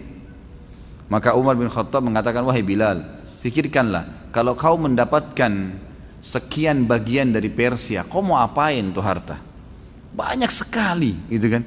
Dan mereka itu orang-orang yang baru masuk Islam. Lebih baik kamu berbagi dengan dia sambil kamu ajarkan Islam. Ini pendapat Umar. Tapi Bilal tetap ngotot, nggak mau. Kata Umar, saya pun meminta tolong kepada Allah agar melunakkan hati Bilal melalui doa malam saya. Maka Umar bin Khattab sujud berdoa kepada Allah di salat malam. Ya Allah, lunakkanlah hati Bilal. Ya Allah, lunakkan, terus begitu. Kata Umar radhiyallahu anhu, pas tiba habis sholat subuh, Bilal datang kepada saya mengatakan, saya ridho kepada hukummu hai Amir Mukminin, gitu kan? Jadi bukan mustahil berdoa, doakan ya Allah lunakkan hatinya supaya dia bisa membayar utangnya, gitu kan? Sambil tentu kita muhasabah teman-teman sekalian. Jadi kadang-kadang kita juga ini terlalu banyak terlalu pintar menyalahkan orang, tidak bermuhasabah. Apa yang terjadi, sesuatu yang terjadi pada kita, yang paling pertama hisab diri kita dulu. Ada masalah apa saya ini? Jangan sampai orang ini gunjing karena saya pernah gunjing orang. Jangan sampai utang ini mungkin saya pernah utang sama orang saya nggak bayar. Jadi kita muhasabah dulu. Kalau kita sudah tidak temukan variabel kesalahan kita, nah baru gitu. Baru kita mungkin ini cobaan murni, bukan karena kesalahan saya. Tapi kalau kita memang dasarnya ada kesalahan dulu, mintalah kepada Allah mudah-mudahan jadi pengampunan dosa. Gitu. Pak Ustadz, bagaimana hukumnya berwudu di kamar mandi yang ada WC-nya? Saya sudah beritahu keluarga saya jika berwudu jangan di kamar mandi, tapi tetap saja berwudu di kamar mandi karena dekat dan malas karena agak jauh sedikit jika tidak di kamar mandi. Tidak ada masalah, saya sudah pernah jelaskan. Yang tidak boleh zikrullah di atas klosetnya, ya. Tempat buang air besar begitu. Kalau wastafel di sebelahnya, shower kita lagi mandi, nggak ada masalah, boleh. Dan saya sudah pernah jelaskan kan, sampai ulama fikih membahas sahkah sholat orang sholat di kamar mandi. Maka umumnya mengatakan di kamar mandinya ya. Kalau ini tidak ada yang sholat, tapi kalau ada orang sholat, ulama fikih mendatangkan sebuah hukum di tempat kamar mandi, bukan di klosetnya, bukan di WC-nya, maka sah sholatnya, tapi dimakruhkan buat dia. Karena di tempat kamar mandi masih boleh menyebut nama Allah. Kalau di WC yang tidak boleh, gitu kan? Kalau digabung pun berarti klosetnya yang tidak boleh. Saya pernah kebetulan kedatangan Syekh dari Madinah, beliau salah satu pengajar di Masjid Nabawi, guru saya Dr. Saleh Suhaimi, semoga Allah menjaga beliau. Beliau matanya buta, gitu kan? Dan menikah dengan orang Indonesia kebetulan. Waktu dia baru nikah dengan istrinya beberapa, mungkin cerita mungkin sekitar di atas 10 tahun yang lalu ya. Karena dia menikah dengan salah satu murid pengajian saya di Makassar waktu itu. Maka baru menikah, istrinya datang dari Makassar ke Jakarta, kemudian beliau jemput, ingin berangkat ke Saudi sama-sama, dan sekarang Masya Allah tinggal di Saudi. Maka pada saat itu, awal mereka ketemu, setelah akad nikah dan kumpul, lalu saya temanin di hotel di Jakarta, lalu saya begitu ketuk pintunya, syekhnya sempat manggil, Khalid ada butuh sesuatu, saya datang, istrinya dari belakang tembok menanyakan, Ustaz tolong tanyakan kepada syekh, waktu itu beliau belum bisa bahasa Arab gitu kan, coba tanyakan ke syekh, saya dengar syekh ini setiap kali masuk kamar mandi di wastafel, dia kalau mau wudhu baca bismillah, apa boleh baca nama Allah di kamar mandi gitu kan, pertanyaan seperti ini. Maka saya tanyakan kepada syekh dalam bahasa Arab dan beliau mengatakan fatwa ulama umumnya boleh selama bukan di klosetnya gitu kan. Bahkan sementara orang lagi mandi shower boleh menjawab salam gitu kan. Karena kamar mandi tidak ada larangan, tapi WC yang ada larangan. Allahu alam. Apakah tidak merapatkan kaki ketika sholat berjamaah dapat mengukurkan pahala sholat berjamaah walaupun jarak antara pundak sudah rapat? Tentu tidak, tapi membuat syaitan masuk dan membuat tidak khusyuk. Itu, jadi tidak mengukurkan sholat. Baik, pertanyaan pertama, Allahumma inni as'aluka jannata wa ma qarraba ilaiha min qaulin wa amal wa a'udzubika minan nar wa ma qarraba ilaiha min qaulin wa amal. Saya selalu berdoa ini. Bagaimana menurut Ustaz terus? Terima kasih. Insyaallah Ustaz sehat selalu dan dilindungi Allah. Jazakallah khair. Amin. Tentu ini doa yang positif ya. Dan ini memang ada hadis Nabi SAW secara global dalam riwayat Bukhari yang berbunyi, siapa yang meminta surga 3 kali di pagi hari, ada riwayat lain menambahkan dan di sore hari, serta meminta dijauhkan dari neraka 3 kali juga di pagi dan sore hari, maka surga akan berkata, ya Allah masukkanlah dia ke dalam saya, dan neraka akan berkata, jauhkanlah dia dari saya. Jadi surga berdoa agar kita masuk ke dalamnya, neraka minta kepada Allah agar tidak dimasukkan ke dalamnya. Maka dari hadis ini banyak ulama yang menulis doa-doa, diantaranya doa seperti ini, ya Allah, yang artinya kurang lebih saya meminta surgamu dan apapun yang membawa saya untuk bisa masuk ke sana, yang mendekatkan saya pada surga itu baik dari perkataan ataupun perbuatan, dan saya menjauhkan diri dari neraka dan apapun yang membuat saya dekat atau bahkan masuk ke neraka dari perbuatan, dari perkataan dan perbuatan. Kalau ini Allah alam yang saya tahu positif saja, karena ada hadis yang menyebutkan masalah itu. Apakah makmum baca surah pendek jika berjamaah sholat duhur? Kalau masih ada waktu baca, tapi yang harus dibaca adalah Al-Fatihah. Di kantor Anas selesai sholat duhur ada ustadz yang tidak zikir tapi langsung berdiri kultum, isinya mengajak jamaah zikir-zikir bid'ah. Apa ini? Dikit-dikit bid'ah, jangan dengerin, jalanin saja, selama ini menurut anda baik, memangnya yang menentukan amalan diterima itu kalian. Kalau dikit-dikit bid'ah kita beribadah semakin terkekang. Bagaimana menyikapi ustadz yang seperti ini? Sementara saya mau tegur, cuma ilmu saya masih dangkal dan malas berdebat. Bagaimana membedakan ustadz yang syar'i? Ya tentu saja, ini tidak ada istilah ustadz syar'i ya. Ini istilah baru ini. Baik, kalau anda tidak punya ilmu jangan didebatin, tetap aja berzikir, gitu kan? Tetap berzikir, tetap anda jalankan sunnah Nabi SAW, sudah cukup insya Allah. Kalau tadi ditanya bagaimana membedakan ustadz, sebenarnya ustadz itu kalau yang ustadz mengikuti sunnah Nabi tentu selalu punya dalil ya. Ini perkataan ini, firman Allah dalam surah ini kata Nabi SAW, jadi tidak pernah dari dia. Tidak ada pendapat pribadi. Umumnya, maaf, saya bukan mengatakan pengajian kita ini secara khusus, tapi di sini juga tadi anda dengar, setiap kali sampaikan sesuatu, biasa kita sampaikan ada dalilnya. Ini loh hadisnya, ini loh ayatnya, gitu kan? Jadi punya panduan, jadi bukan karangan-karangan dari kita sendiri. Jika dalam sholat duhur bacaannya sir, lalu makmum lupa baca Al-Fatihah, apakah sah sholat makmum? Yang lebih kuat pendapat tidak sah. Ya, kalau dia sengaja ya. Tapi kalau dia lalai, dia lupa, masih ada yang mengatakan mungkin ya, kalau dia lupa masih dibolehkan karena dianggap dia lalai. Tapi pendapat yang kuat itu tidak sah, nggak boleh dia tidak baca Al-Fatihah. Karena kata Nabi SAW, tidak ada sholat yang tidak membaca Al-Fatihah. Kata ulama ini masuk di sholat sir, ya, 4 rakaat duhur, 4 rakaat asar, 2 rakaat pertama, 2 rakaat kedua isya, dan 1 rakaat terakhir maghrib. Ini semua harus baca Al-Fatihah ini. Nggak boleh lalai, harus bisa membacanya, gitu kan. Saya sering melihat orang bergeser dari tempat awal melaksanakan sholat fardu pada saat akan melakukan sholat sunnah ba'diyah. Apakah ini merupakan adab sholat sunnah ba'diyah? Bukan, tetapi ada hadis yang berbunyi semua tempat yang dipakai sholat akan menjadi saksi pada hari kiamat. Maka dianjurkan seseorang untuk pindah tempat. Ya. Jika makmum masbuk, saat imam tahiyat akhir dalam sholat maghrib, makmum duduk iftirash atau tawarruk? Saya sudah pernah jelaskan ini. Jadi iftirash, kalau dia rakaatnya 1 atau 2, sholatnya iftirash saja, duduknya iftirash. Kalau dia rakaat 1 atau rakaat 2, walaupun imam sudah rakaat terakhir, ya, dia ikut duduk tahiyat, tapi duduk rakaat dia. Jadi dia baru 1 rakaat, atau mungkin dia belum dapat rakaat, atau dia baru 2 rakaat. Selama di bawah 2 rakaat duduknya iftirash. Walaupun imamnya rakaat terakhir, gitu kan? Imam duduknya tawarruk di maghrib rakaat ketiga, tapi makmumnya yang masbuk duduknya iftirash.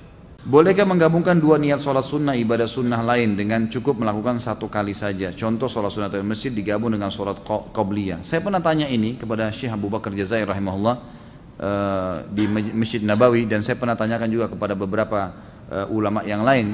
Maka jawabannya dibolehkan kalau sunnah sama sunnah. Kalau wajib sama sunnah nggak boleh, gitu kan? Artinya orang masuk dalam masjid, dia sholat tahiyat masjid, dan juga dia bisa niatkan untuk qobliyahnya. Sama dengan orang puasa Syawal 6 hari dengan puasa Senin Kamis yang bertepatan dengan Senin Kamisnya. Maka selama sunnah sama sunnah dibolehkan, tapi tidak boleh sunnah sama wajib. Nggak boleh misalnya bayar utang Ramadan digabung dengan puasa Senin, gitu kan? Maka itu tidak dilakukan, itu tidak boleh digabung. Sebagaimana tidak boleh gabung antara qobliyah duhur dengan duhurnya. Apakah sholat duha termasuk zakat dan sedekah? Sholat duha termasuk zakat? Nggak termasuk lah. Apa hubungannya?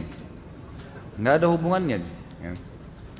Sholat duha penutup pengganti sedekah 360 sendi. Iya, itu iya. Penutup pengganti. Tapi sholat duhanya bukan zakat, bukan sedekah, lain. Gitu kan. Bolehkah kita mengqadha sholat kita yang terlewat dengan tata cara seperti apa? Sudah saya jelaskan. Makanya jangan buru-buru bertanya nih ya. Karena pertanyaan mungkin bisa saja dijawab gitu ya, sudah ada. Bagaimana cara mengqadha sholat yang sudah banyak kita tinggalkan? Nggak ada qadha sholat, nggak ada qadha sholat. Hadis Bukhari menjelaskan masalah itu. Jadi tidak ada. Kecuali tadi saya bilang kita lalai, memang lupa. Tapi kalau 5 tahun nggak sholat, sekarang taubat, apakah harus mengqadha sholatnya 5 tahun? Nggak pernah ada dalil berhubungan dengan masalah itu. Hadis Bukhari menjelaskan bahwa ada seorang wanita datang kepada Aisyah radhiyallahu anha dan berkata, wahai Aisyah, kenapa kita disuruh mengqadha puasa dan tidak disuruh mengqadha sholat? Maka Aisyah sempat marah sama orang tersebut, lalu sambil berkata, aharuriyun anti? Apa kau dari wilayah Haruri? Haruri ini wilayah di Irak, sebuah wilayah di Irak dipenuhi dengan kaum Khawarij. Khawarij ini suka menghakimi sesuatu secara zahir.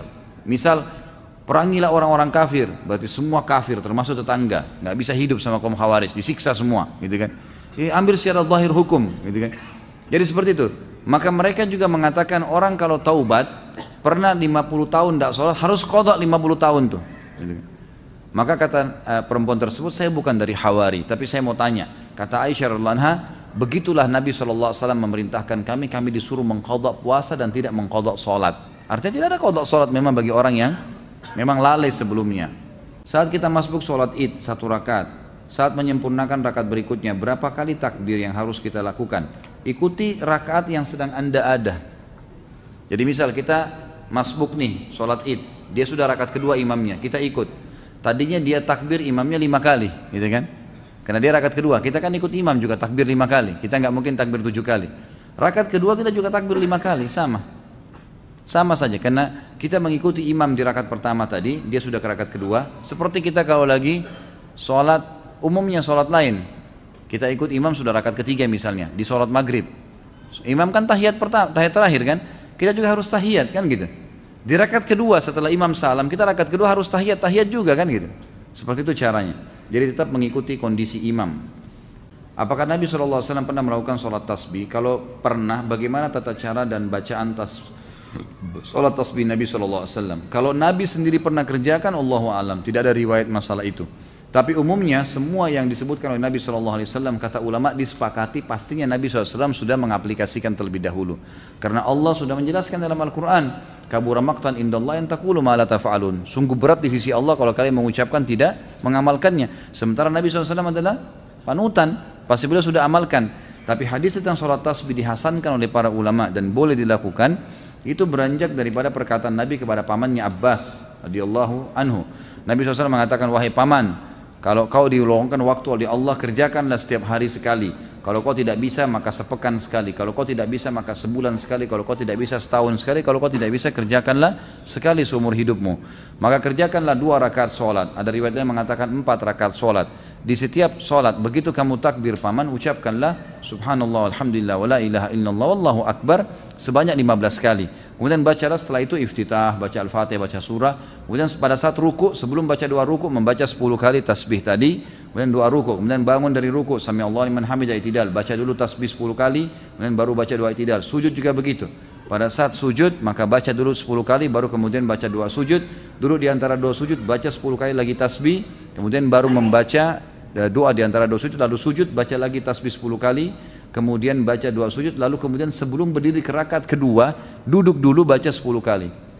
Nah, jadi kurang lebih ada 75 kali bacaan dalam satu kali atau satu rakaat. Selebihnya seperti sholat biasa. Jika kita terjebak macet di jalan, tidak bisa melaksanakan sholat asar, apakah boleh dijamak sama maghrib? Jika sholat maghrib juga ketinggalan, boleh lakukan di saat sholat isya. Tata caranya bagaimana? Yang pertama, sholat jamak itu hanya boleh dijamak antara duhur sama asar, tidak boleh yang lain. Maghrib sama isya, tidak boleh yang lain. Jadi nggak boleh asar sama maghrib, nggak bisa. Isya sama subuh nggak bisa, gitu kan? Subuh sama duhur nggak bisa. Memang duhur sama asar saja, maghrib sama isya saja. Itu kalaupun dijamak, gitu kan? Masalah kasus orang kena macet, maka hukumnya khilaf di antara ulama. Apa yang harus dia lakukan? Yang terbaik adalah dia berhenti dia sholat di dekat situ, dimanapun, gitu kan? Di jalan, kayak kalau di jalan tol ada jalan alternatif di samping, dia bisa mampir di situ. Dia sholat. Atau saya pernah mampir sholat di tempatnya teman-teman yang terima bayaran tol itu, gitu kan? Saya tanya dia, ternyata mereka sholatnya itu ada ruangan di situ.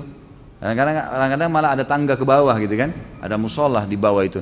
Maka bisa kita mampir sholat. Jadi kita bisa mampirkan mobil lalu sholat di situ. Itu yang paling baik.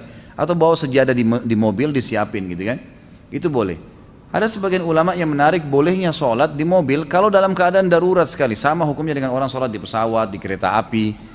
Kalau emang kita terjebak di satu tempat, lagi ada peperangan, lagi ada macet total, emang nggak bisa ditinggalin mobil, orang jalan-jalan sedikit-sedikit, ini nggak bisa. Maka daripada kehilangan waktu, lebih baik dia sholat sambil duduk. Tapi ini tidak diprioritaskan. Prioritaskan adalah mampir. Ya, itu. Setelah berhubungan suami istri, apakah boleh sholat wajib hanya dengan wudhu tanpa junub, tanpa mandi? Nggak boleh lah. Ini iseng aja bertanya. Wajib mandi junub ya akhi. Atau mungkin yang nanya masih bujang kali ini, belum punya pengalaman ya. Belajar dari Pak Yoyo ya. Bagaimana tuntunan sahih untuk kondisi makmum yang masbuk namun tidak mendapat bacaan al-fatihah imam sholat? Apakah makmum tersebut masih mendapatkan hitungan 1 rakaat penuh? Yang kuat pendapat iya, dia masih mendapatkan walaupun sholatnya sir. Kalau orang memang masbuk ya, beda orang yang datang dari awal tapi lalai tidak baca al-fatihah. Nah itu baru bisa dibahas dalam bahasan lain. Saya pernah membaca sebuah hadis riwayat Ibnu Abbas radhiyallahu anhu yang menjelaskan tentang tidak bolehnya menahan pakaian pada saat sholat. Apakah hadis itu sahih? Apa maksud dari kata menahan pakaian? Mohon penjelasannya. Saya tidak tahu, maaf. Saya belum tahu sampai ke situ tentang masalah hadis menahan pakaian. Yang saya temukan malah hadis Abu Bakar radhiyallahu anhu yang sahih, di mana Abu Bakar berkata, ya Rasulullah, saya orang yang tidak bisa sholat kecuali saya menahan pakaian saya, karena kalau tidak dia melorot, gitu kan? Apakah itu membatalkan sholat saya? Apakah itu termasuk sombong? Kata Nabi SAW, itu tidak termasuk. Ya, berarti di sini kan ada masalah kasus menahan, tapi saya tidak tahu kalau yang riwayat Ibnu Abbas ini. Ustaz, mohon penjelasan dan tuntunan sesuai sunnah apabila ada sholat wajib terlewatkan karena kelalaian. Apakah seseorang yang meninggalkan sholat pada waktu yang ditentukan masih dapat mengerjakan sholat yang tertinggal itu di waktu sholat yang selanjutnya? Kalau dia lalai di sini dalam arti kata lupa, itu boleh dikerjain. Misal pas kita lagi tersibukkan, semoga saja tidak terjadi ya. Ada orang tersibukkan dengan urusan dunianya, kemudian azan asar baru dia sadar, oh ternyata saya belum sholat duhur nih, gitu kan? Maka apa yang harus dia lakukan? Bolehkah dia sholat duhur? Boleh, nggak ada masalah. Tapi kalau dasarnya dia tahu nih duhur sudah masuk, dia nggak mau sholat, memang nggak mau dah, memang sudah nggak sholat. Begitu azan asar, temannya ajak, nih sholat yuk. Kamu udah tahu belum ada hadis begini, tersentuh dia mau sholat. Tapi tadi dia sudah tinggalkan duhur secara sengaja, ini nggak boleh lagi dia sholat. karena sudah memang ditinggalkan secara sengaja sama dia. Di daerah ana ada 2 masjid, yang satu masjidnya besar dan jamaahnya tidak banyak sehingga selalu dapat saf pertama. Kedua masjidnya lebih kecil dan jamaahnya banyak karena telah ditegakkan sunnah sehingga susah dapat saf pertama. Lebih utama sholat di satu atau yang kedua? Yang satu tentunya. Masjid yang pertama, karena memang kita bisa dapatkan fadilah lebih besar, gitu kan? Dan masjid itu makin banyak jemaahnya, makin afdal, ya, gitu. Makin afdal, makin besar fadilahnya. Artinya masjidnya besar misalnya, tentu afdaliyah karena banyak jemaah itu penting, tapi mendapatkan saf awal lebih penting. Maka harusnya didahulukan saf awal itu. Mana yang lebih baik apabila ada udzur berjamaah tapi menunda sholat atau akhir waktu, sendiri tapi di awal waktu? Tentu saja di awal waktu, walaupun sendiri. Tentu saja di awal waktu. Apakah seorang muslim yang sebelumnya tidak rajin sholat, bolong-bolong, termasuk kafir, apakah ia harus syahadat ulang? Dilihat dan dilihat oleh saksi maksudnya? Enggak tentu. Kalau dia jahdan ya, kalau dia bangkang, enggak ada sholat, enggak ada hukum sholat itu. Saya enggak mau yakin. Maka itu baru kufur, dia syahadat. Tapi kalau dia cuma malas-malas, enggak perlu. Taubat kepada Allah sudah. Sekarang tinggal sholat. Di perusahaan saya sistem untuk sholat bergantian, sistem untuk sholat bergantian. Tapi niat saya ingin sholat berjamaah tepat waktu. Apakah saya berdosa karena tidak sholat tepat waktu? Tidak dikatakan berdosa sebenarnya, karena masih ada pendapat ulama yang seperti tadi Imam Syafi'i mengatakan sunnah muakkadah. Saya tidak bisa mengatakan berdosa gitu kan, tapi dia kehilangan fadilah yang sangat banyak. Jadi kalau bilang pun, misal pun kita bisa mengambil awal waktu lebih baik. Kita pamit sama teman-teman misalnya kita dahulu gitu kan. Dan itu sholat juga tidak akan mengambil waktu lama. Saya juga sarankan begini, perlu difahamin ya. Terikat dengan jam kerja kantor, ya, itu wajib hukumnya karena antum mengikuti syarat. Kata Nabi SAW, al-mu'minuna ala syurutihim, al-mu'minuna ala syurutihim. Orang mukmin harus patuh dengan syarat yang disepakati. Misal, waktu istirahat jam 12 sampai jam 1, azan setengah 1, gitu kan. Antum mulai masuk masjid sholat, ternyata harus kembali sebelum jam 1, misal 5 menit sebelum jam 1 ada absen lagi, misal contoh. Antum baru selesai sholat wajib, belum sempat sholat ba'diyah duhur, itu sudah jam 1 kurang 5 menit. Kalau sholat terlambat nih balik kerja, maka jangan sholat sunnah ba'diyah, karena mentaati peraturan wajib. Sementara sholat sunnah itu sunnah, gitu kan?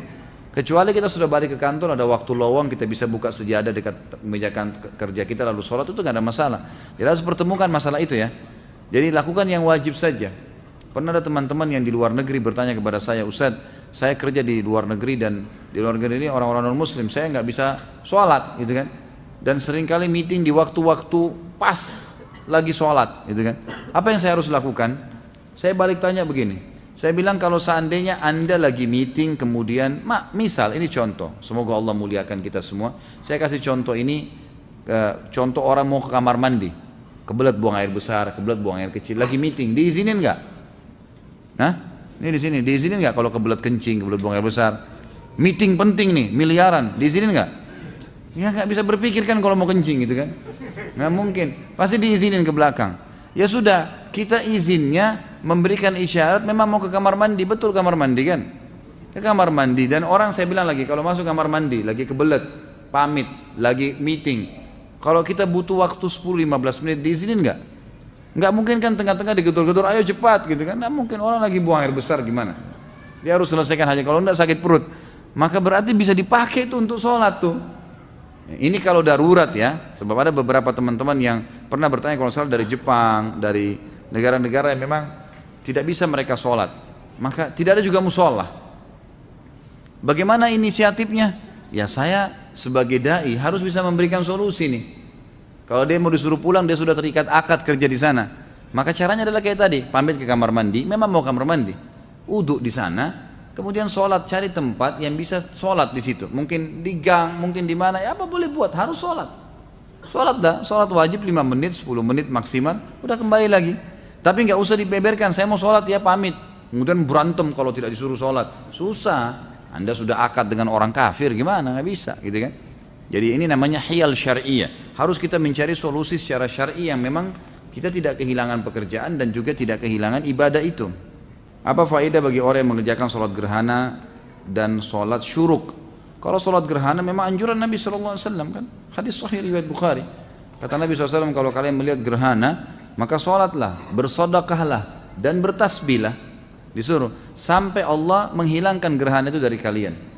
Jadi memang ada perintah dari Nabi SAW masalah itu. Tapi apakah dia dapat pahala, apakah dia dapat misalnya apa janji-janji itu belum pernah kita temukan riwayatnya. Allahu a'lam. Tapi yang jelas dia dianjurkan untuk dilaksanakan perintah Nabi SAW ibadah. Kalau sholat syuruk hadis Nabi SAW, siapa yang sholat berjamaah di masjid, hadis sahih riwayat Hakim, siapa yang sholat berjamaah di masjid, ya kemudian dia duduk berzikir sampai terbit matahari, kemudian dia sholat 2 rakaat setelah itu, ya, maka dia sama dengan pahala haji dan umroh sempurna, gitu kan? Ini dikatakan oleh para ulama sholat syuruk. Manakah yang lebih utama bagi seorang perempuan, sholat di musola kantor atau pergi ke masjid? Musola boleh. Ya, kalau perempuan tidak ada masalah, di sebelah meja kerjanya boleh. Nggak ada sesuatu penekanan. Kalau laki-laki yang dianjurkan ke masjid. Apakah seorang laki-laki yang tidak sholat berjamaah di masjid berdosa? Kalau Imam Syafi'i mengatakan sholat berjamaah di masjid sunnah muakkadah, sangat ditekankan. Jadi kita tidak boleh menyalahkan juga orang-orang yang tidak ke masjid sholat. Misalnya umumnya di Indonesia ini banyak orang yang berpegang pada Syafi'iyah gitu kan. Tapi kalau jumhur ulama mengatakan tidak. Di antaranya Imam Ahmad sangat menekankan beranjak daripada hadis-hadis yang sahih, seperti misalnya hadis yang sahih kata Nabi SAW, saya ingin sekali ada orang yang mengikomahkan sholat lalu kemudian menggantikan saya jadi imam, lalu kemudian saya membawa obor dan saya membakar rumah orang-orang yang tidak pergi sholat berjamaah. Kemudian hadis sahih juga di mana Ibnu Ummul Maktum, muadzin Nabi SAW, matanya buta dan beliau berkata, ya Rasulullah, rumah saya jauh dari masjid Anda, tidak ada yang memandu saya, buta, nggak ada yang pandu saya jalan, gelap, gitu kan. Dan di antara rumah saya dengan masjid banyak binatang buas bisa menerkam saya, padang pasir jauh. Apakah boleh saya sholat di rumah? Awalnya Nabi SAW mengatakan silakan sholat di rumah. Setelah itu subhanallah turun wahyu menyampaikan, Ibnu Ummul Maktum sudah mau keluar, Nabi SAW mengatakan panggil orang itu. Dipanggil kembali, kata Nabi, apa kau dengar dengan telingamu azan atas ma'un nida? Dia mengatakan iya ya Rasulullah. Kata Nabi, idzan ajib, kalau begitu jawab azan itu. Orang buta, nggak ada yang pandu, itu kan malah ditekankan. Jadi semestinya memang harusnya dijaga. Ya, dari pendapat ini, ya, jumhur ulama diantara Imam Ahmad yang sangat menekankan berdosa kalau laki-laki tidak ada udzur nggak sholat di masjid. Gitu kan. Ya kalaupun kita berpegang pada mazhab Syafi'iyah, kita mengatakan sunnah muakkadah, maka minimal antum kehilangan banyak sekali fadilah, pengangkatan derajat, pengampunan dosa, dapat istana di surga. Itu luar biasa, setiap pergi loh dapat satu istana, setiap pulang dapat istana. Ini bukan istana di Menteng atau di mana-mana, ini di surga gitu kan. Hanya dengan ke masjid sholat, itu apa susahnya? Lawan tuh syaitan, jangan lemah terus. Bagaimana hukumnya sholat orang isbal? Apakah sah? Khilaf di antara ulama tentang sah atau tidaknya, gitu kan. Tapi yang jelas sudah pernah kita jelaskan di dalam dosa-dosa besar kita yang lalu ya, pernah ada penjelasan kalau ada hadis yang menjelaskan tidak sahnya atau disuruhnya mengulangi sholat orang yang tertutup mata kakinya oleh Nabi SAW, seseorang yang sedang datang. Bahkan Nabi SAW menyuruh mengulangi sama uduk-uduknya, uduk dan sholatnya. Waktu ditanya oleh para sahabat, kenapa ya Rasulullah? Kata Nabi SAW, karena mata kakinya tertutup. Ada yang melemahkan hadis ini, ada yang menghasankannya, gitu kan? Khilaf di antara ulama. Tapi kalau saya pribadi, saya berpegang pada pendapat yang mengatakan memang batal sholatnya. Ya. Apakah zikir setelah sholat boleh dikerjakan sambil berjalan keluar masjid karena ada keperluan? Boleh saja, nggak ada masalah. Tapi antum kehilangan ya, doa malaikat. Karena hadis Nabi SAW, siapa yang habis selesai sholat tidak berdiri dari mushollahnya, tidak berbicara dengan orang di sebelahnya, tidak membatalkan wudhunya, sambil berzikir dia lagi duduk di situ, gitu kan? Dan ini saya sering sarankan para ikhwah yang hadir di pengajian saya, agar jangan pindah tempat pun, mundur ke belakang pun jangan, biarin di tempat situ saja, zikir dulu. Karena pekah sekali hadis ini ya, siapa yang tidak pindah dari mushollahnya, ya, tidak berdiri dari mushollahnya, siapa yang tidak membatalkan wudhu dan tidak berbicara dengan orang di sebelahnya, maka malaikat di atas kepalanya mendoakan, ya Allah ampuni dia, ya Allah rahmati dia, sampai dia melanggar 3 hal tadi. Ini kehilangan. Makanya para ulama mengatakan biasanya syaitan menghiasi ya, atau mengingatkan macam-macam pekerjaan kita sehingga kita terlewatkan dari doa malaikat ini. Maka jangan disia-siakan. Saya pernah zikir ikhwan dan akhwat sekalian, pelan-pelan sekali zikir habis sholat itu 7 menit maksimal. 7 menit, 8 menit itu sudah selesai. Jadi cuma syaitan yang membebankan kita itu. Apakah ada hukum had untuk orang yang meninggalkan sholat? Ada, jelas. Kalau dia meninggalkan secara malas, hukumnya had, dihukum. Dan Imam Syafi'i mengatakan tergantung pemerintahnya setempat. boleh memenjarahnya, boleh mencambuknya, gitu kan. Tapi yang jelas harus ditakzir. Takzir itu dihukum dengan berat dan tidak boleh dibiarkan ada di lingkungan kaum muslimin orang yang tidak sholat, wajib terutama ya. Jadi tidak boleh sama sekali. Apakah seseorang yang telah mencapai dosa kufur, lalu tiba-tiba dia bertobat atas hidayah Allah, kemudian dia mengerjakan sholat tapi belum mengulangi syahadat, apakah sholatnya sah dan diterima oleh Allah Subhanahu Wa Taala? Nggak bisa. Kufur itu syaratnya untuk kembali ke Islam harus syahadat. Jadi dia kalau sholat dianggap orang kafir sedang sholat, nggak diterima sama Allah. Harus syahadat. Gimana caranya? Itu syaratnya, karena dia sudah kufur. Bagaimana hukumnya bersedekap melipat tangan kembali sesudah bangun dari ruku? Tadi kan sudah saya jelaskan ya. Boleh saja, gitu kan? Bersedekap pada saat bangun dari ruku. Sami Allah liman hamidah. Saya sudah sebutkan tadi kan, khilaf di antara ulamanya. Jadi boleh kembali ke dada, boleh kembali ke sebelah paha kita. Apakah ada bacaan atau doa yang diajarkan oleh Rasulullah SAW pada saat berwudu seperti doa ketika membasuh muka, tangan dan lainnya? Yang saya tahu doa yang dibaca adalah pada saat mau mulai wudu, itu hadis Bukhari, membaca Bismillah pada saat mau memulainya, gitu kan? Bahkan Syekh Jibril mewajibkan masalah itu, mengatakan harusnya seseorang membaca Bismillah. Beranjak daripada hadis, janganlah seseorang kalian bersuci kecuali sudah memulainya dengan basmalah, gitu kan? Kemudian nanti selesai wudu baru membaca 2 kalimat syahadat, beranjak daripada hadis Bukhari yang berbunyi siapa yang selesai wudu kemudian dia membaca asyhadu an la ilaha illallah wahdahu la syarikalah wa asyhadu anna muhammadan abduhu wa rasuluh, ini hadis Bukhari Muslim, maka Allah akan membukakan baginya 8 pintu surga, dia bisa minta yang mana dia mau masuki, gitu kan. Begitu pula ada hadis yang lain riwayat Tirmidzi menambahkan ditambah doa Allahumma ja'alni minat tawwabin wa ja'alni minal mutatahhirin, ya Allah jadikanlah aku orang yang selalu bertaubat dan juga orang yang selalu bersuci, gitu kan. Jadi dari hadis ini yang kita tahu ada doa di awal, ada doa di akhir. Kalau di pertengahan, Allah alam saya tidak pernah dapatkan riwayatnya. Secara pribadi ya, saya pribadi. Jadi kalau anda mendapatkan riwayatnya silahkan anda amalkan. Tapi saya pribadi belum pernah menemukan kecuali di awal dan akhir saja. Apakah pahala sholat jamaah di masjid sama besar dengan jika kita sholat jamaah semisal di rumah atau di tempat lain? Tentu berbeda. Tentu berbeda. Fadilah ke masjid ada sendiri. Kalau di tempat lain tidak ada fadilah melangkah ke masjid. Ya, kata Nabi SAW, setiap kali orang melangkah, maukah saya tunjukkan kalian amal yang paling banyak menggugurkan dosa dan meninggikan derajat? Kata para sahabat, tentu ya Rasulullah. Kata Nabi SAW, berwudu di waktu-waktu genting, di waktu-waktu yang malas kita wudu, seperti mau tidur, gitu kan? Habis berhubungan biologis, mau tidur atau mau mengulanginya dianjurkan wudu dulu, atau di musim dingin, ya kan? Atau menjaga wudu, batal wudu lagi. Ini justru pahalanya besar nih. Dan banyaknya langkah kaki menuju ke masjid, ya kan? Berarti melangkah kaki saya sudah ada pahala. Hadis yang lain juga riwayat Bukhari Muslim, kata Nabi SAW, setiap kali orang melangkah ke masjid, 1 langkah mengampuni dosa, 1 langkah mengangkat derajatnya. Ini nggak ada di tempat lain, harusnya di masjid, gitu kan? Kemudian ada hadis yang berbunyi, siapapun yang pergi ke masjid sholat, setiap berjamaah di waktu sholat wajib ya, maka setiap kali ke masjid dapat 1 istana di surga, setiap pulang 1 istana di surga. Ini nggak ada di tempat lain, gitu kan? Tinggal tentang masalah jamaahnya 25 kali lipat dapat pahala, itu sama. Itu sama, karena hadis Nabi SAW menjelaskan sholat berjamaah sama saja mendapatkan pahala 25 kali lipat itu dan diangkat 27 derajat. Allahu a'lam. Apakah boleh mengerjakan sholat witir bertepatan dengan berkumandangkannya azan subuh? Karena saat mengerjakan tahajud waktunya sudah sangat dekat dengan waktu subuh, sementara saya belum sholat witir. Pertama sekali saya sarankan, antum sholat witir seperti sekarang nih, ba'da isya, gitu kan? Itu lebih baik. Nah, itu lebih baik. Dan nanti kecuali kalau antum memang sudah terbiasa bangun jam 2, setengah 3, masih panjang jeda waktu menjelang subuh, itu baru. Kalau enggak, saran saya jangan tinggalkan witir sebelum tidur. Nah, baik sebelum tidur atau habis dia isya langsung sholat witir.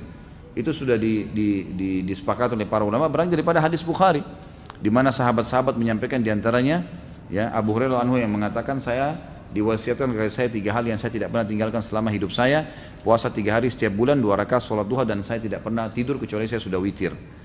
Agar antum tidak mengejar di malam hari kecuali sholat tahajud, gitu kan? Pertanyaan tadi, bolehkah sholat witir sementara azan dikumandangkan? Boleh jawabannya. Hadis Bukhari menjelaskan masalah itu. Bahwasanya Nabi SAW mengatakan, kalau kalian dengarkan azan, segeralah berwitir. Segeralah berwitir. Artinya masih boleh kan? Bahkan ada pendapat ulama mengatakan kalau jeda antara azan dan iqamah subuh masih panjang, seperti Masjid Haram misalnya, 20 menit, 25 menit baru iqamah. Sementara antum sudah terbiasa kerjakan sholat tahajud dan itu kebablasan sampai azan subuh baru bangun. Boleh mengerjakannya antara azan iqamah subuh. Karena itu bukan waktu yang dilarang untuk sholat. Kalau sudah iqamah subuh waktu dilarang sholat, nggak boleh. Berarti di sini pendapat ulama mengatakan masih boleh mengerjakan sunnah-sunnah antara azan dan iqamah subuh, gitu kan? Jadi ini termasuk ini, yang bisa diambil pelajaran dari situ tadi. Semoga Allah senantiasa memberkahi Ustaz Khalid beserta keluarga dan kita semua yang hadir di majelis ilmu ini. Amin.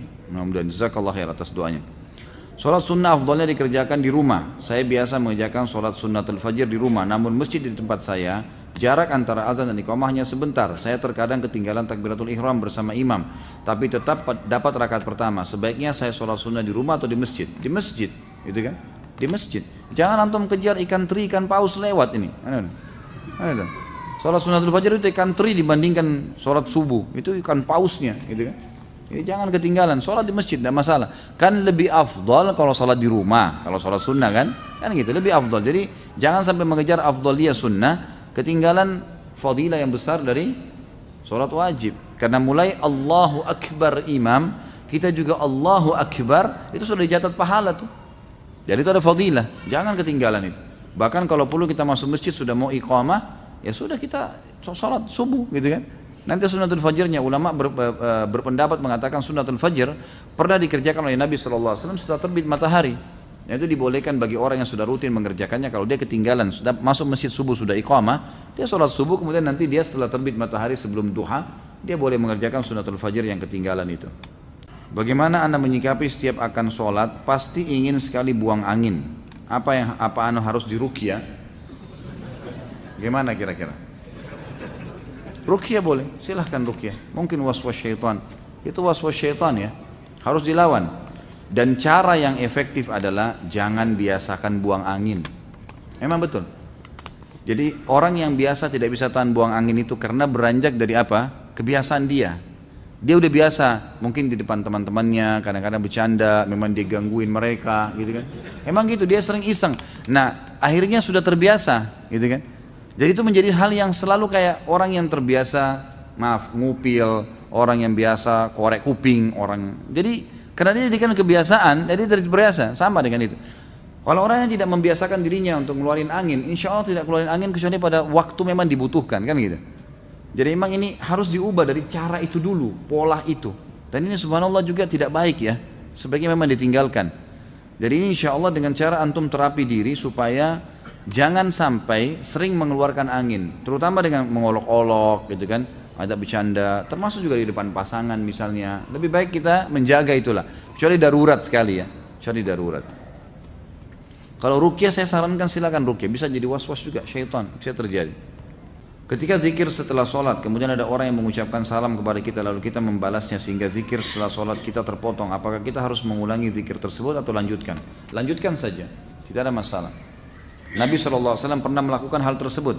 Jadi pernah beliau SAW dalam hadis Bukhari selesai sholat ya, asar, tiba-tiba beliau langsung dengan cepat sekali, begitu salam lagi zikir berdiri dengan sangat cepat melewati para sahabat. Sampai para sahabat yang meriwayatkan hadis ini berkata, kami heran dengan kecepatan Nabi SAW dalam cepatnya gerakan Nabi SAW itu. Maka setelah itu pun setelah beberapa saat Nabi SAW balik lagi dan duduk lagi, berzikir lagi. Lalu salah seorang di antara kami bertanya, ya Rasulullah, ada apa? Kata Nabi SAW, tadi saya tiba-tiba teringat di rumah saya ada kurma sedekah yang sudah saya niatkan mau keluarkan. Maka saya tidak ingin itu tertunda. Maka saya pun segera mengeluarkannya lalu kemudian saya balik berzikir. Jadi ulama mengambil daripada hadis ini, bolehnya orang kalau habis sholat, berzikir habis sholat, itu kalau ada sesuatu yang wajib baginya atau sesuatu yang darurat, dia boleh memotongnya seperti menjawab salam gitu kan, seperti misalnya turun hujan tiba-tiba dia harus pindah karena kena air atau apalah ya yang harus memindahkan dia, maka dia boleh pindah dan kemudian dia melanjutkan zikirnya. Ustaz, apakah boleh saf sholat diisi oleh, mohon maaf, orang yang terkena Down syndrome? Secara fisik dia sudah balik, tetapi ketika sholat orang tersebut sering mendahului imam dan gerakan sholatnya tidak berurutan. Tentu kalau dia sengaja atau memang dia ada kelainan jiwa atau apa, ini sebaiknya memang di masjid itu ada tim khusus yang mengatur ya. Jadi orang-orang seperti ini kalaupun dalam kondisi dia tidak sadar, dia tidak tahu hukum atau dia dalam kondisi gila misalnya, maka dia dibolehkan untuk keluar dari saf muslimin. Karena dia pun mengerjakan, dia bebas hukum, dia tidak ada taklif kan gitu. Tapi kalau memang dia hanya melakukannya karena tidak bisa tahan, karena memang masalahnya adalah sakit kakinya, dia akhirnya harus melakukan mendahului imam, maka solusinya kata ulama adalah dia boleh mengerjakan sholat sambil duduk. Cari inisiatif yang dia tidak mendahului imam. Karena kalau dia dahului imam tetap kena ancaman ya. Nabi SAW mengancam, siapa yang mendahului imam maka bisa saja Allah mengubah wajahnya menjadi wajah keledai. Hadis sahih riwayat Imam Ahmad masalah itu. Jadi sebagai ini ada pengurus masjid, dan saya sarankan pengurus masjid ini bisa lebih jeli melihat adanya orang-orang yang seperti ini, ada gangguan jiwa, ada orang yang sakit. Kalau di masjid-masjid di Saudi itu sudah biasa sekali kursi-kursi disiapin tuh. Di masjid itu banyak kursi. Jadi orang-orang tua yang tidak mampu untuk berdiri lama maka diambil kursi dan mereka sholat sambil duduk di saf. Itu sudah umum di Masjid Nabawi, di Masjid Haram itu banyak sekali. Pendapat yang paling kuat pada makmum membaca Al-Fatihah atau tidak di belakang imam, yang disepakati oleh para ulama, yang saya sebutkan dulu yang disepakati ya. Yang disepakati adalah kalau sholatnya sir, tidak ngerasin suara, seperti misalnya duhur, asar, kemudian rakaat ketiga maghrib dan 2 rakaat terakhir isya, gitu kan? Ini namanya sholat sir, kecilin suara. Maka wajib makmum membaca Al-Fatihah. Wajib makmum membaca Al-Fatihah, gitu kan? Kecuali dalam keadaan ini khilaf ulama, bagaimana kalau dia baru membaca Ar-Rahmanir Rahim, Maliki Yaumiddin, imamnya Allahu Akbar ruku. Apa yang dia harus lakukan? Jumhur ulama mengatakan ikuti imam. Karena dia sudah berijtihad, dia sudah baca, gitu kan? Tapi tidak selesai, sama dengan orang masbuk, baru Allahu Akbar, imamnya kita baru baca 2 Al-Fatihah sudah ruku. Apa yang harus kita lakukan? Jumhur mengatakan ruku saja. Imam Syafi'i mengatakan tidak, harus dia baca. Nggak bisa. Dan dia boleh ketinggalan untuk mengejar Al-Fatihah sampai 3 gerakan kalau dalam mazhab Syafi'iyah, gitu kan? 3 gerakan artinya ruku, sami Allahu hamidah, sampai sujud pertama. Nah itu dia boleh tetap menyelesaikan Al-Fatihahnya lalu dia mengejar imam, karena pentingnya masalah Al-Fatihah ini.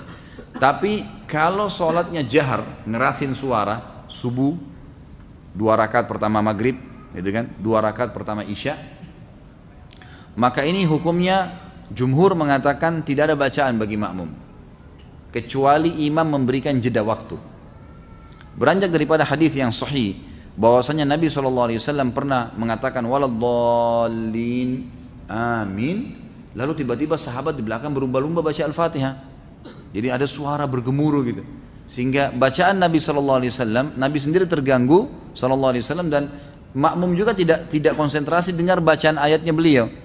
Beliau begitu salam lalu beliau mengatakan, mali unazi', kenapa tadi saya diganggu dengan bacaan kalian? Kata perawi hadisnya kalau saya tidak salah Abdullah bin Umar radhiyallahu anhu berkata, mulai semenjak itu saya tidak pernah lagi membaca Al-Fatihah di belakang Nabi SAW kalau sholatnya jahar, kalau sholatnya ngerasin suara gitu. Ulama-ulama seperti Imam Syafi'i rahimahullah melihat bahwasanya orang yang membaca Al-Fatihah baik sholatnya jahar, kerasin suara atau sir, itu wajib. Beranjak daripada hadis Nabi SAW yang berbunyi, tidak ada sholat bagi orang yang tidak membaca Al-Fatihah. Maka beliau tidak membedakan antara sholat berjamaah atau sholat sendiri. Ya, kalau sholat sendiri mutlak harus baca ya, tidak boleh sama sekali tinggalkan Al-Fatihah. Batal sholatnya kalau tinggalkan Al-Fatihah. Kalau sholat berjamaah, sebagaimana saya sebutkan tadi, khilaf diantara ulama itu. Imam Syafi'i semuanya, mau sholatnya jahar atau sir, semuanya harus membaca Al-Fatihah. Allahu alam, kalau kita simpulkan, kalau saya simpulkan dari pendapat-pendapat ulama ini, saya melihat kalau seandainya imamnya membaca Al-Fatihah dengan suara keras, jelas, ya, kita dengar ya, kita dengar. Seperti sekarang ada mic. Lain kalau mati lampu gelap, tidak kedengaran suara atau kita terlalu jauh dari imam, itu lain. Walaupun sholat jahar tetap wajib baca Al-Fatihah tuh, karena kita tidak dengar. Karena memang Allah berfirman, umumnya ulama berpegang pada ayat ini, a'udzubillahi minasyaitonirrajim, fa idza quri'al qur'anu fastami'u lahu wa ansitu. Kalau Al-Qur'an dibacakan, dengarkan baik-baik dan ya telitilah, jelihlah. Berarti kasusnya adalah kalau dengar. Kalau dengar kita nggak boleh berkata yang lain, gitu kan? Nah, kalau imam sholat jahar, maghrib misalnya, tapi mati lampu, kita di saf ke-5 atau ke-6, ke-7 ke belakang, nggak dengar. Atau sholat di belakang perempuan tidak dengar sama sekali, mereka tetap baca Al-Fatihah selama tidak dengar. Tapi kalau mereka dengar Al-Fatihah itu seperti tadi imam kita Masya Allah membaca misalnya, kita dengar, dan pada saat mengatakan waladhdallin, kemudian semua mengatakan amin. Begitu selesai amin, imamnya baca langsung surah. Nah ini Allahu alam, yang lebih dekat pendapat ulama mengatakan tidak lagi baca Al-Fatihah. Kembali kepada hadis, ya, bacaan imam adalah bacaan makmum. Itu sudah ada hadis yang menjelaskan masalah itu. Tapi kalau imamnya jeli dan dia lebih faham masalah fikih menjadi imam, adalah setelah waladhdallin amin, imamnya diam jeda 7 ayat Al-Fatihah. Maka pada saat itu makmum silakan baca, gitu kan? Dia membacanya. Jadi ini tinggal tergantung bagaimana kondisi imam memberikan dia kesempatan. Allahu a'lam. Jika imam pada saat sholat maghrib pada rakaat kedua lupa tahiyat awal dan makmum mengingatkan dengan kalimat subhanallah, lalu imam turun tahiyat, apakah makmum harus sujud sahwi sebelum dan sesudah salam? Kalau imamnya sujud sahwi, maka ikut semuanya. Kalau imamnya tidak sujud sahwi, maka tidak perlu ikut sujud sahwi, gitu kan? Dan sujud sahwi ini teman-teman sekalian dilakukan kalau seseorang lagi sholat, kan sahwi itu artinya lalai ya, kelalaian. Itu kalau antum sudah pindah ke gerakan yang setelahnya. Misal, kita pas sujud, ternyata satu kali aja sujud, gitu kan? Tiba-tiba kita berdiri, subhanallah, pas kita duduk untuk berdiri ke rakaat yang setelahnya, kita teringat, kayaknya tadi sujudnya baru satu kali nih. Lalu kita sujud lagi, ini nggak butuh sujud sahwi. Tapi kalau antum sudah sempat berdiri, artinya sudah pindah ke gerakan yang setelahnya sudah sempurna, baru teringat, ini aja sujud sahwi. Ini aja sujud sahwi. Sujud sahwi juga dengan dua cara, ada yang dikerjakan sebelum salam, ada yang dikerjakan sudah salam. Kalau gerakan-gerakan yang keliru dalam sholat, lalai, lupa, gitu kan, teringat sebelum salam, misal antum pas rakaat keempat ragu, ini 4 atau 3 ya, lalu antum tambah 1 rakaat, karena kalau kita ngingat ya, ragu 3 atau 4, kita cari rakaat yang paling sedikit, ambil 3 misalnya. Kata Nabi SAW, kalau kalian lupa 3 atau 4, pilihlah 3, karena kalau seandainya pun dia sholat lebih 5, maka 4 rakaatnya sudah terpenuhi. Tapi kalau dia pilih yang ya lebih banyak, dia anggap 4, ternyata kurang baru 3, maka akan kurang sholatnya, gitu kan? Kita dianjurkan memilih jumlah yang lebih sedikit. Nah kalau teringat seperti ini sebelum salam, maka sujud sahwinya sebelum salam. Setelah baca tahiyat selesai, sujudlah 2 kali, dan bacaannya adalah bacaan-bacaan sujud. Ya, boleh juga ada bacaan khusus seperti misalnya bacaan yang dibaca sebenarnya dalam sujud juga ya. Ya Allah, Allahumma laka sajadtu wa bika amantu wa laka aslamtu, dan seterusnya. Itu ada doanya sendiri, bisa kembali kepada buku rujukan. Kemudian boleh juga membaca bacaan sujud, tetapi di antara 2 sujud tidak ada bacaan apa-apa. Sujud sahwi ya, sujud saja, baca bacaan sujud, kemudian duduk sebentar lalu sujud lagi. Jadi tidak membaca lagi Rabbighfirli warhamni dan seterusnya, gitu kan? Setelah itu berdiri baru salam sholat. Imam lakukan ini, Anda juga harus lakukan, walaupun imamnya yang lupa tadi, gitu kan? Karena kita kalau sholat berjamaah berbeda. Innama ju'ilal imam liyutamma bihis sholah, kata Nabi SAW. Imam dijadikan untuk menyempurnakan sholat seseorang atau pengikutnya. Kalau seandainya antum sudah bubar sholat, ini sudah selesai sholat, salam, begitu kita lagi zikir, ada di belakang kita tepuk, akhi, ukhti, kayaknya tadi rakaat anda ini kurang 1. Tadi kayaknya ikut sama saya ini, sama-sama. Saya masbuk 2 rakaat, anda juga tadi 2 rakaat, tapi kenapa anda cuma tambah 1 rakaat? Kita diingatkan, lalu kita ingat, oh begitu ya, baik. Langsung berdiri pada saat itu. Berdiri tambah 1 rakaat. Lalu sampai salam, selesai salam baru sujud sahwi. Sujud sahwinya setelah salam, karena ingatnya juga setelah salam. Dan ini beranjak daripada hadis Bukhari. Nabi SAW pernah sholat asar 2 rakaat salam. Maka para sahabat diam semua, nggak ada yang nyaut. Tapi mereka bimbang, kok jadi 2 rakaat asar nih, gitu kan? Sampai Nabi SAW berzikir, Nabi SAW tidak ingat rupanya. Sampai berzikir, habis selesai zikir, tradisi Nabi SAW habis zikir, langsung berdiri pergi ke pintu masjid, lalu menunggu sahabat-sahabat yang mengeluh. Atau yang menyampaikan apa sesuatu permintaan dan seterusnya. Ada satu sahabat mendekati mengatakan, ya Rasulullah, apakah turun wahyu? Ada wahyu baru turun mengubah asar jadi 4 menjadi 2? Gitu kan? Atau anda lupa? Kata Nabi SAW, tidak ada wahyu turun dan saya tidak lupa. Nabi yakin sekali SAW dengan hikmah Allah tentunya ya, agar mengajarkan kepada kita bagaimana caranya kalau terjadi seperti ini. Maka Nabi SAW memegang tangan sahabat tersebut, mengajaknya masuk ke dalam masjid. Kebetulan sahabat-sahabat yang lain belum bubar. Maka kata Nabi SAW, benarkah yang orang ini katakan, Kalau saya tadi cuma sholat 2 rakaat, serentak mengatakan benar ya Rasulullah. Maka beliau langsung menghadap kiblat, lalu beliau mengerjakan 2 rakaat sampai salam. Setelah salam baru beliau sujud sahwi, karena mengingatnya setelah salam. Di masjid teman ana beberapa pekan yang lalu, khatib Jumatan terindikasi Syiah dari khutbahnya. Apa sebaiknya yang dilakukan? Apakah meninggalkan sholat Jumatnya atau tetap meneruskan? Kalau masih belum ada sesuatu yang pasti, teruskan saja. Karena ulama sepakat mengatakan hukum sholat di belakang majhulul hal. Majhulul hal itu orang yang tidak jelas statusnya, itu sah, hukumnya sah. Kalau kita tidak tahu ya, kalau kita tahu orang itu musyrik, orang itu memang dasarnya sudah murtad, atau memang orang yang sudah terindikasi akidahnya rusak, dan kita tahu, maka itu baru kita tidak boleh sholat di belakangnya, cari tempat lain. Tapi kalau kita tidak tahu, maka hukumnya kembali kepada hukum asal ya.